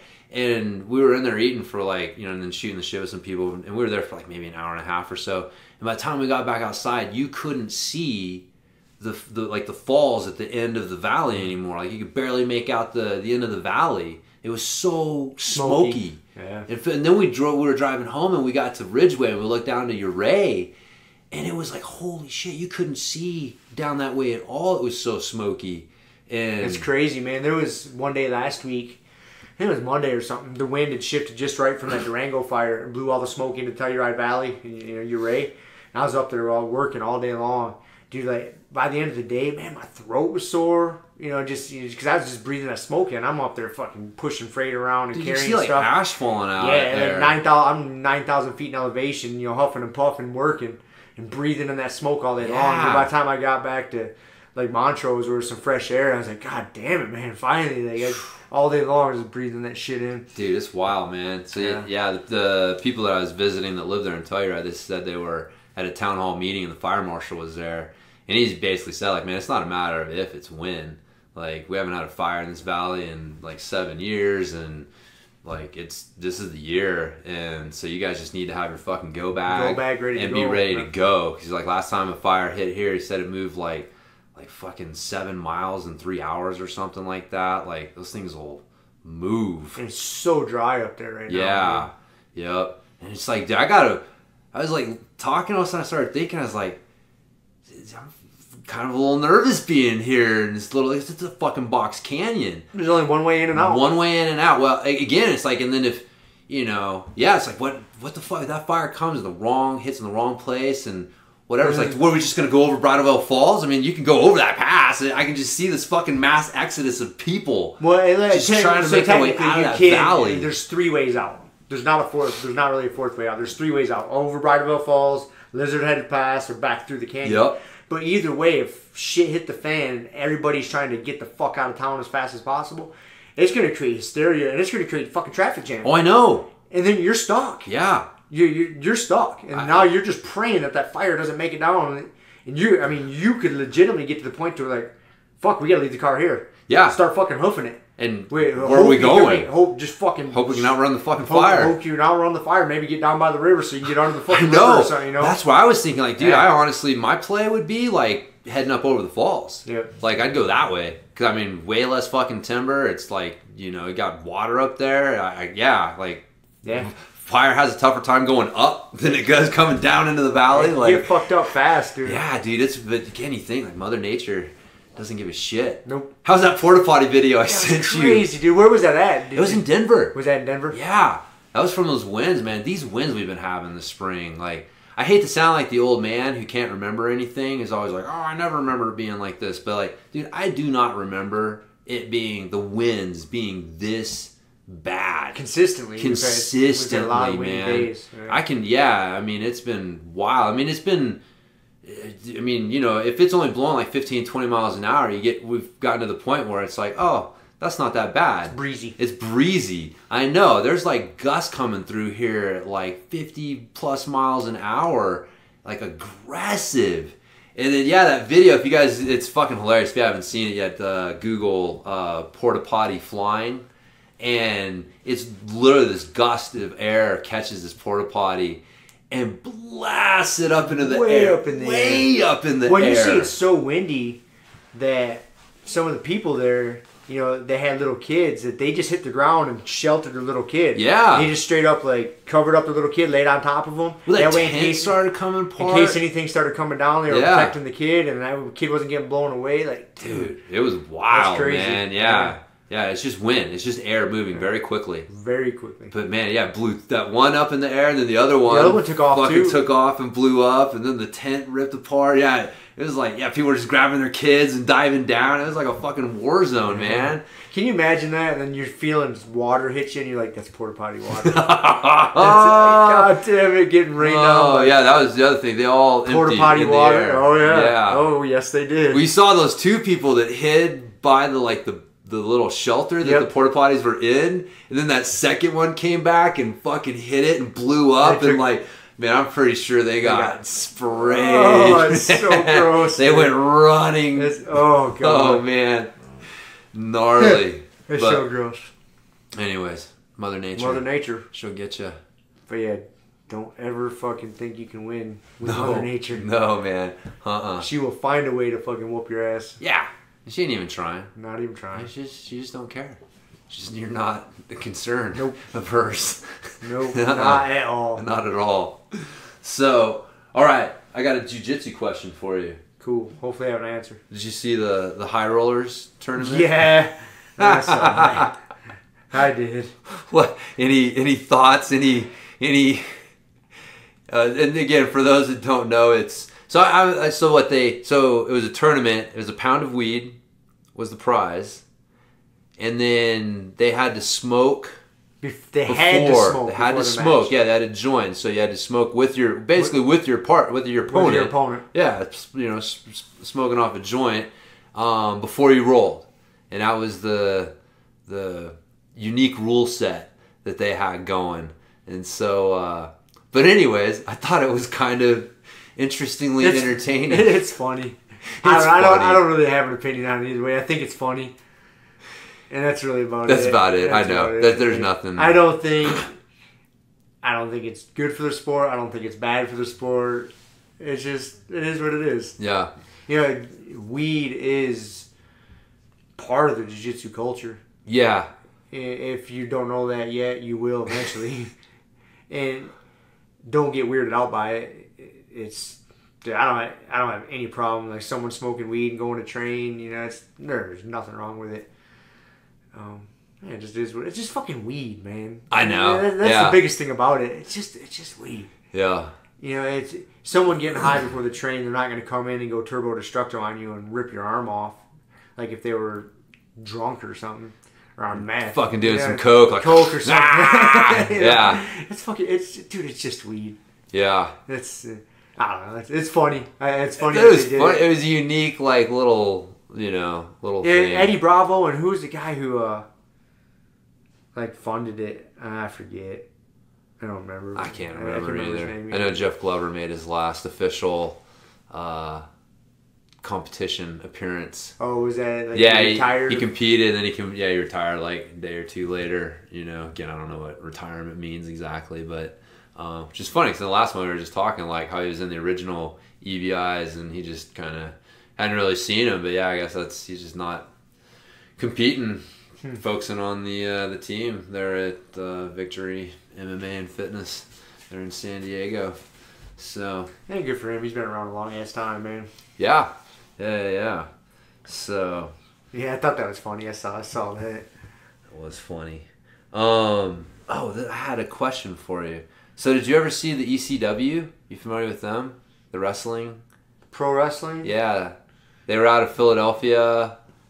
They were like familiar. Super over the top, like just chairs and yeah, I mean, this is back when we were kids? No. It was probably when we were like you probably would have been like early 20s. Nah, probably. Late teens, early 20s. The initials sound familiar, and I can almost picture like a logo in my head. But I can't remember like any wrestlers and shit. Yeah. They had, anyways, yeah. They were, God, they were great, man. What did ECW stand for? Extreme Championship Wrestling.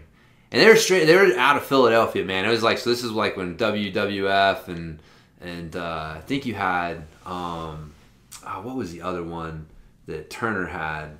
WCW. Yep, I remember WCW. Yeah. So they were going, but then you had to catch it on like late night cable, and the right station. If you found out somebody's like, oh dude, you can get ECW. Oh fuck, and it was just a cable show basically out of Philly, and dude, they were so over the top with the violence and just so like you see that in wrestling now, like people getting thrown through tables and smashing the head with chairs and all the blood and just how fucking crazy can they go, and like that was ECW. And dude, my favorite character was Al Snow, and he had his I remember Al Snow. Remember Al Snow? Dude, I was gonna say, man. Yeah. And he had head. Yep. And he was like, he would write fucking help me backwards on his forehead, like he was writing it in a mirror, so he could read it in a mirror, and like head, he was like insane, and he could hear head, and he'd come out and he'd be like, ready, it's time for some head, and he'd get on the fucking the middle of the ring, and he'd fucking shaking it over his head, and all the people would bring their own little fucking mannequin heads, so the whole audience has got these white, mannequin heads, they're shaking them back, and then when he would win, they'd throw the fucking mannequin heads into the ring. Oh, dude, it was so great. I love that dude. And that was like my last, like, really great Halloween costume. Was one year I was living in Santa Barbara, and I was like, man, I'm going to be Al Snow. You were Al Snow? I was Al Snow, man. I had the fucking shirt and had a little, I think, I think the girl I was dating at the time had one of those heads, like a beautician head.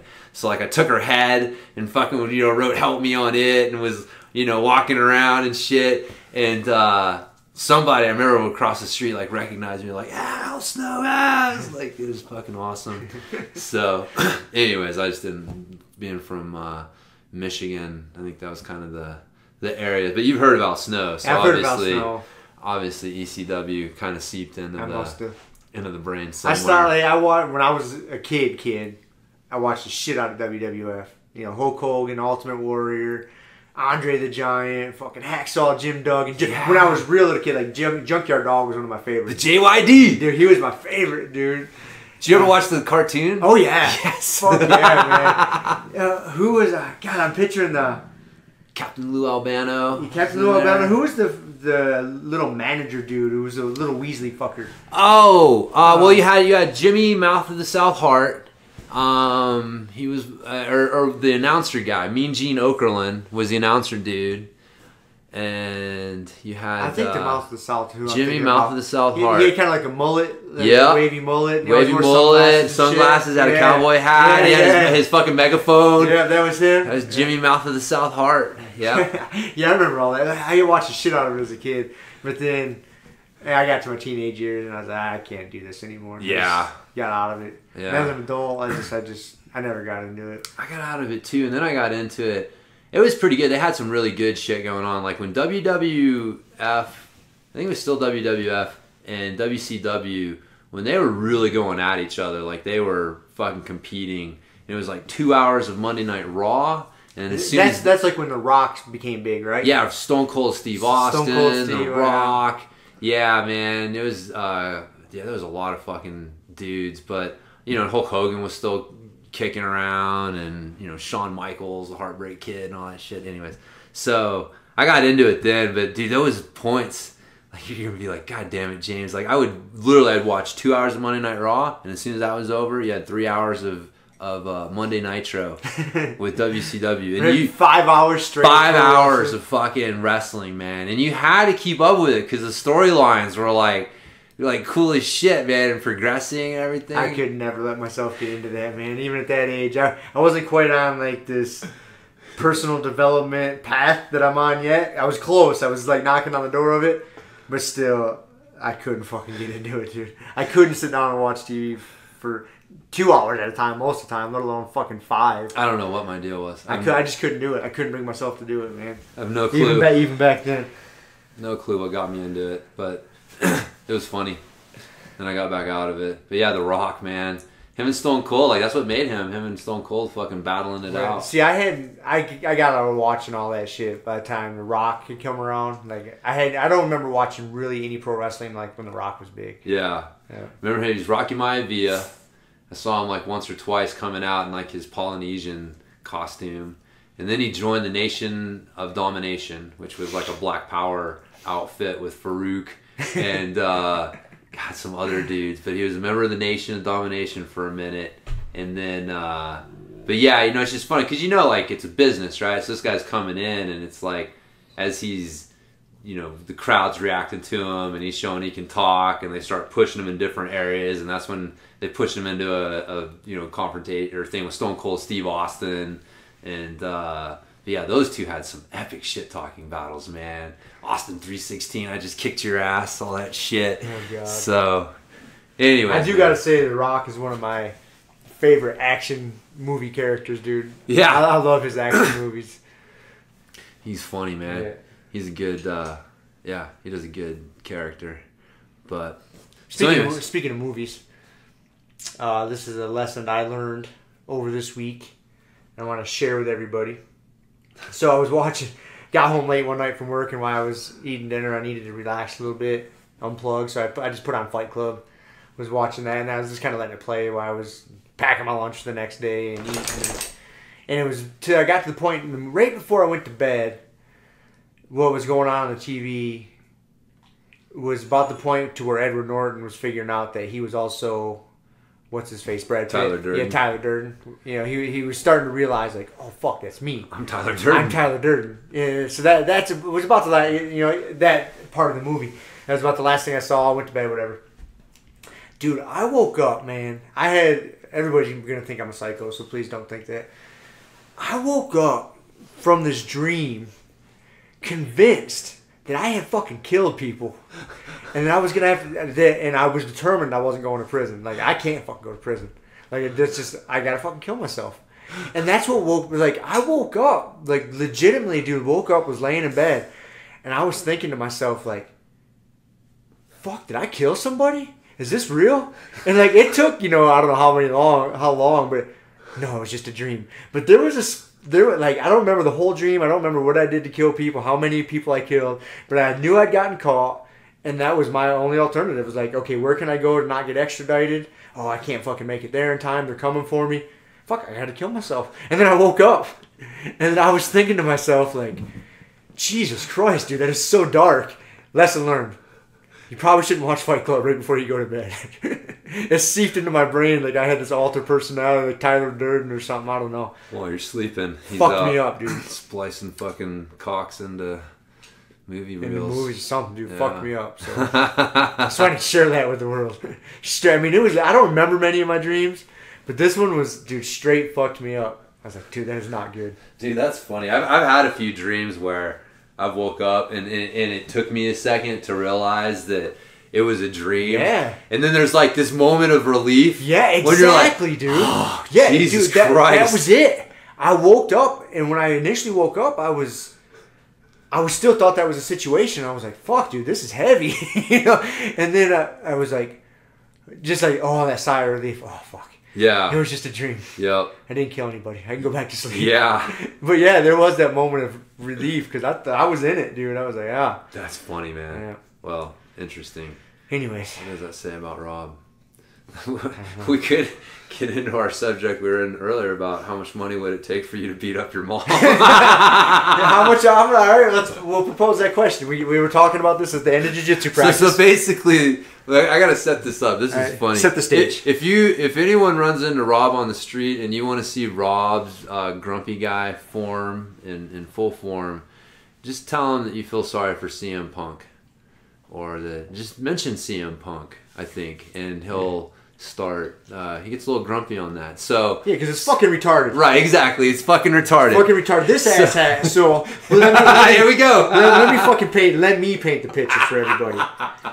So you guys, everybody knows that I think it's fucking bullshit that this ass hat was on pay-per-view, let alone in the UFC, but he was on the main card. Fucking ridiculous. I don't fault him for it. It's UFC's fault. Right, yeah. Yeah, because if any of us were presented with that same situation, we would have done the same thing. This is how, this got brought up. It's the fucking UFC. They should, the dude is goddamn terrible. Fucking terrible. Nowhere near a martial artist. He's not a physical specimen. A fucking joke, man. And then you sign him, at least put him in an octagon just to spar with someone, just to see. What the fuck, dude? And then the asshole he fought, was it any better? Anyways, fucking irate that they would water down the sport that bad to put that motherfucker on pay-per-view. That pisses me off. There's so many levels that pisses me off. Another level is this motherfucker made $6 million. Yes. Okay, so then I saw comments online, saw people posting on Twitter or whatever that, congrats to CM Punk, so brave, so much heart. Eat a bag of dicks. The guy is not fucking brave. He got paid $6 million fucking dollars to get into the ring with somebody that's equally as shitty as him, and he got paid $6 million. Fuck that. That is not brave.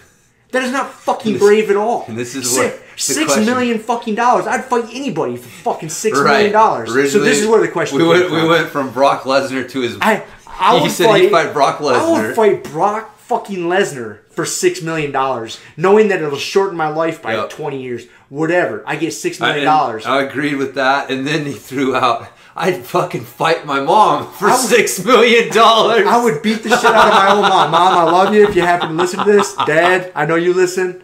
So maybe you shouldn't share this with Mom. But for $6 million, I'd split it with her. I'd knock the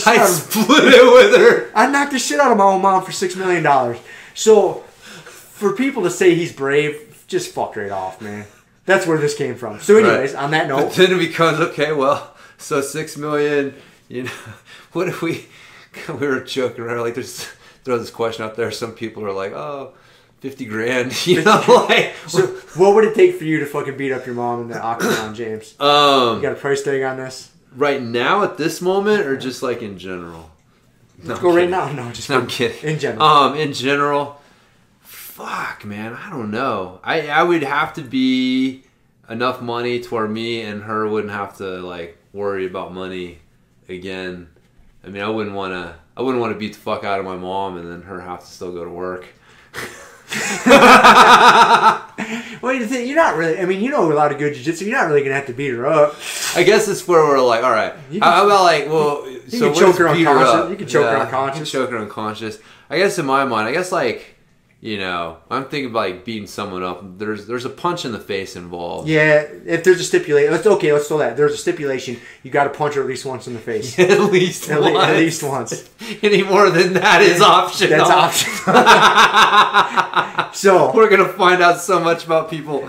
50 grand, I'm gonna hit you a bunch, Mom. So what's your price? You got to punch Mom. You got to hit her with an overhand right, double leg her, take her down, choke her out. Oh, dude! On national TV. On national TV. National TV, just I like CM Punk. I could do it for the shame. See, that's one of those. If you throw in, I have to do it on TV. There's no amount of money. Because, that's a shameful thing. That's like the gay for pay type thing. How much would it take? Gay for pay? Is that what you just said? Yeah. Yes. Like how much would it take for you to be gay? It all depends. Does anybody have to know about it? Or that's a big factor. I didn't think about that with the beating up my mom thing. I just figured it had to be on pay-per-view. See, but if I had to walk around, it's it goes back to that first episode of Black Mirror. If you got to walk around being known as the guy that fucked a pig, or in our case the guy that beat the shit out of your mom, You know what I mean? Like that takes, okay, well there's an amount of money that I'm going to have to get to help ease that pain kind of thing. You know, if it was just like a secret thing, if it's just, we're just talking like theoretical, no one's ever going to know. You're just going to like get the money.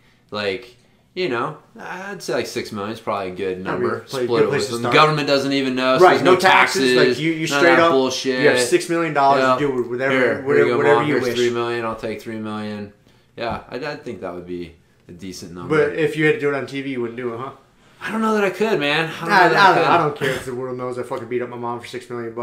But it's more like her, you know, because that's the funny thing. Like, it's not really like it's me, but it's also like the embarrassment. Like, I don't know. I don't know that I could do that to my mom. Oh, dude, I think my mom would be on board. She'd be like, "Fuck yeah, I get $3 million.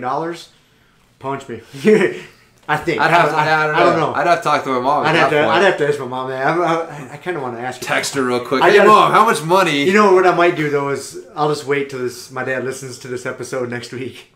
Then we'll get an answer. We'll get an answer because my mom will be calling me right away like, "You would punch me for $6 million?"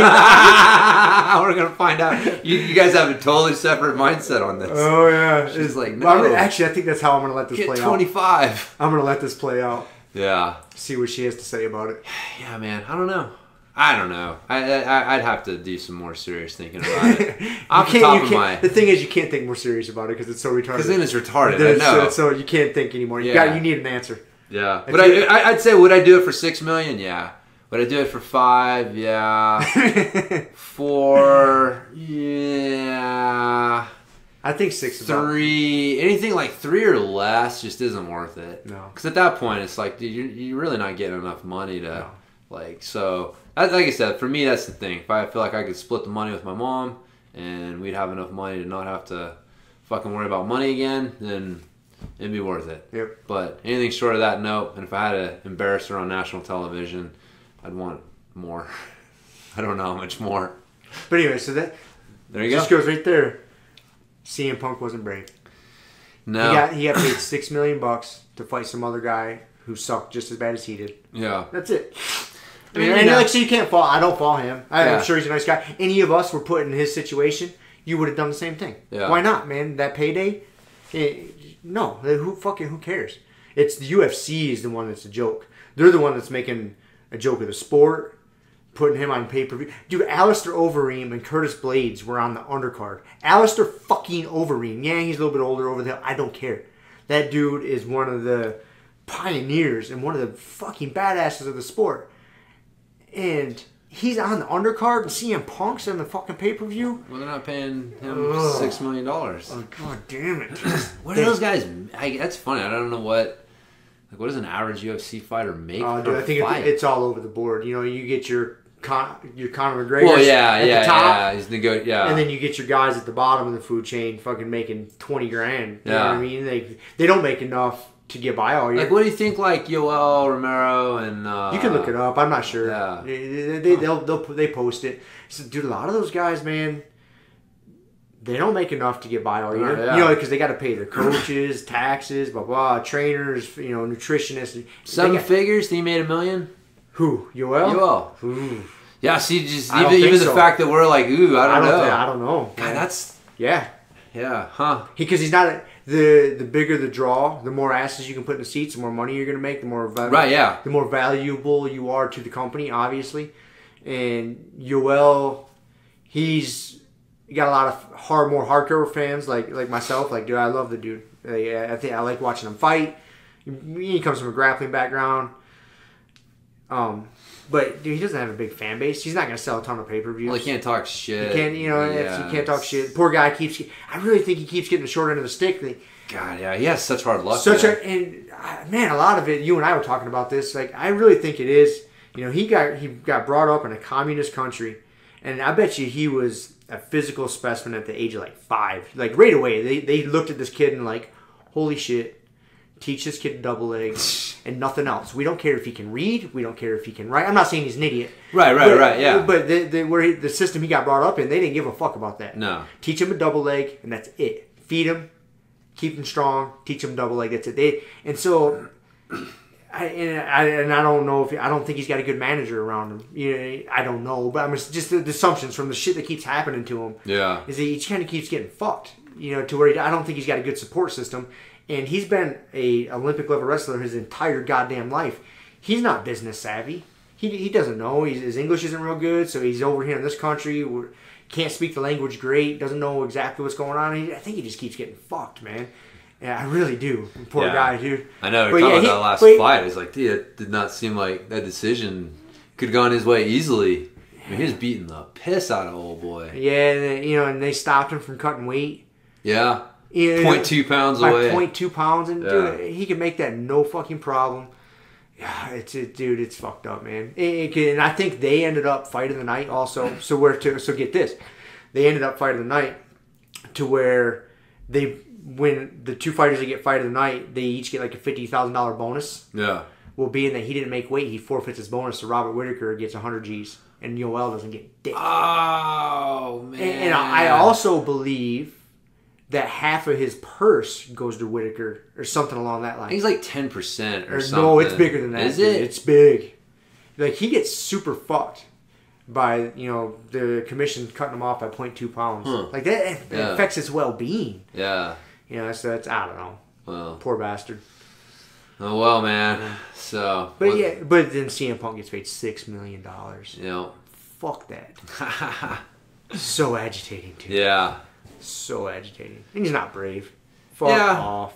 I know. It's a different kind. I mean, anyways, I'm not gonna sit here and defend CM Punk, but there's no defense for it. It's UFC doing stupid shit, trying to make their $4 billion.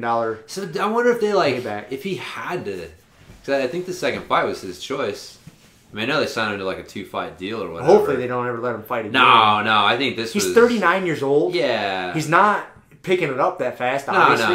No, he's. If they let him fight again, dude, I'm gonna lose my shit. I don't think he wants to fight anymore. I mean, I hope. Oh God, if they do, I hope they put him in there with just an assassin that just fucking breaks him, like shortens his lifespan. Like Khabib. Like somebody that just like scares him away from the octagon. So, because after fighting this asshole, this Mike Jackson guy, he might be thinking to himself, "Oh, I did okay, man. I did some things right." Yeah, against an idiot. Dude, if he looks at that fight and thinks he did, I bet you he does. I don't know, man. I bet you he does. Like, I want to put him in there with someone that is, literally, that can just toy with him and fucking punish him. Get him to the point where he's about to tap, back off. Yeah. Fuck him up some more. Get him to the point where he's about to tap, don't knock it. Just, dude, make him so fucking terrified and miserable that he is like, oh my God, there's people out there that can do this to me. Like, I'm guessing that hasn't happened to him yet. I don't know, man. I don't know, man. I think it did. I think yeah. I don't know. I get agitated. The whole thing. Sorry. Nah, it's all right, man. It's all right. It's so stupid. He got $6 million, and we paid $65 to watch him. So it's not that we paid $65 to watch, but anyways, some good fights on the card. There was some badass fights on the card. Yeah, man. It was definitely exciting matches. So, well, cool, man. That's all I got down. Nope, I ain't got nothing else. Ranted about CM Punk. Yeah? Beat my mom up for $6 million. Great episode. Such a fucking random thing to end on there. So, but yeah, so if you guys want to write in and let us know how much it would... That would be awesome. Please write in. Yeah. And we will share with the world how much. Share with the world. That our listeners are willing to beat their mom up for. And it's got to be on pay-per-view. You got to hit her at least once. Those are the rules. On pay-per-view. Yep, on pay-per-view in front of millions of people, hundreds of thousands of people.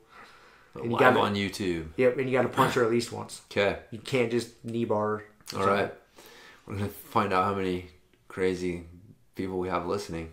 We may be scared that we did this. We may open up a psychological Pandora's box. Yes. We did not want. I hope we did. I hope we did. People are like, yes, they think like me. I'm not so fucked up. Oh well. All right, buddy. I guess that's it, man. We're gonna call it a wrap. Call it a wrap, and next week we gotta figure out a second time to record because I'll be gone. Are you gone next weekend? The weekend. Not next weekend, but the weekend after. So the 25th, I'm going back to Telluride. Okay. And I'll be back the 3rd. So basically, I'll miss one Friday. So we'll figure something out. Figure it out. Figure it out, man. That's what we do. It's Father's Day weekend, right? today. Tomorrow's Father's Day. Tomorrow's Father's Day. Happy Father's Day to all the fathers out there. You guys listen to this a week late, so sorry. Yeah. Happy belated Father's Day. By the time you guys hear this. It's better late than never. That's what I always told my parents when I forgot to wish them whatever. So, yeah, I got my stand-up paddleboards for my presents. I already got mine, which... And just by the fact that we're here, because I know everybody was probably really wondering about our stand-up paddleboard adventures, we didn't drown. We did not drown. Obviously. I was a little concerned for you, James. Yeah, I know. Things did not start out well for James at all. I was a little too stoned at first and couldn't stand up. I was cracking up. And I got pinned in a corner with the wind with Z, and yeah. But eventually we got it down. You figured it out. I figured it out, stood up. The second time we went out on Monday, I was up just standing up the whole time. So even got to turn around in the wind around the island. Nice. Standing up. It's fucking hard. It is. So it was funny. Monday I wasn't too sore, but Tuesday after doing it 2 days in a row, I was done, dude. Really? Oh yeah. Were you sore Monday? No. I mean, either, but I think like the second day, like just kind of cemented it. Nah, I did a bunch of pull-ups and shit Monday, Tuesday, fucking tire flips. I know. Shit ain't gonna fuck me up, James. Not you, dude. It's paddleboarding. That's right. Killing your inner bitch every day. Right. It's fucking paddleboarding. It's paddleboarding. It's fucking paddleboarding. How hard can it be? It ain't gonna fucking... We ain't out there big wave surfing like Laird Hamilton. We're paddleboarding around a swimming hole. A swimming hole. Yeah, that's true. Well, everybody's, whatever. So, all right. Well, anyways. There you go. We're still here. Hopefully we'll be here next week. Fuck yeah. All right. All right. Peace. See you. Thank you for listening to the Grumpy Guy BJJ Podcast. Thank you all for listening. You can find us on Podbean, Apple Podcasts, Spotify, and wherever else you listen to podcasts. Please make sure to subscribe and leave us a review. It really does help and will allow us to keep putting out episodes. If you have any questions, comments, or ideas, hit us up at grumpyguybjj@gmail.com. Also, go to our website, grumpyguybjj.com, and get signed up for podcast updates and get our free BJJ Improvement Starter Kit. That's it for now, so get on the mat, train hard, and talk to you all next week. Down clown with a permanent rep, a hermit now, boom. Doggy stool, foggy, cool, got a froggy outside Molly dude. Melvin, Colin, Daisy do, hanging by the lace of their shoes. No trace of the tools, shaped in your face, fuck the rules. Snooze, you lose, one eye always open, in times two, no clue. But soon a brief monsoon might give you a view to choose. Stay tuned, include, won't conclude.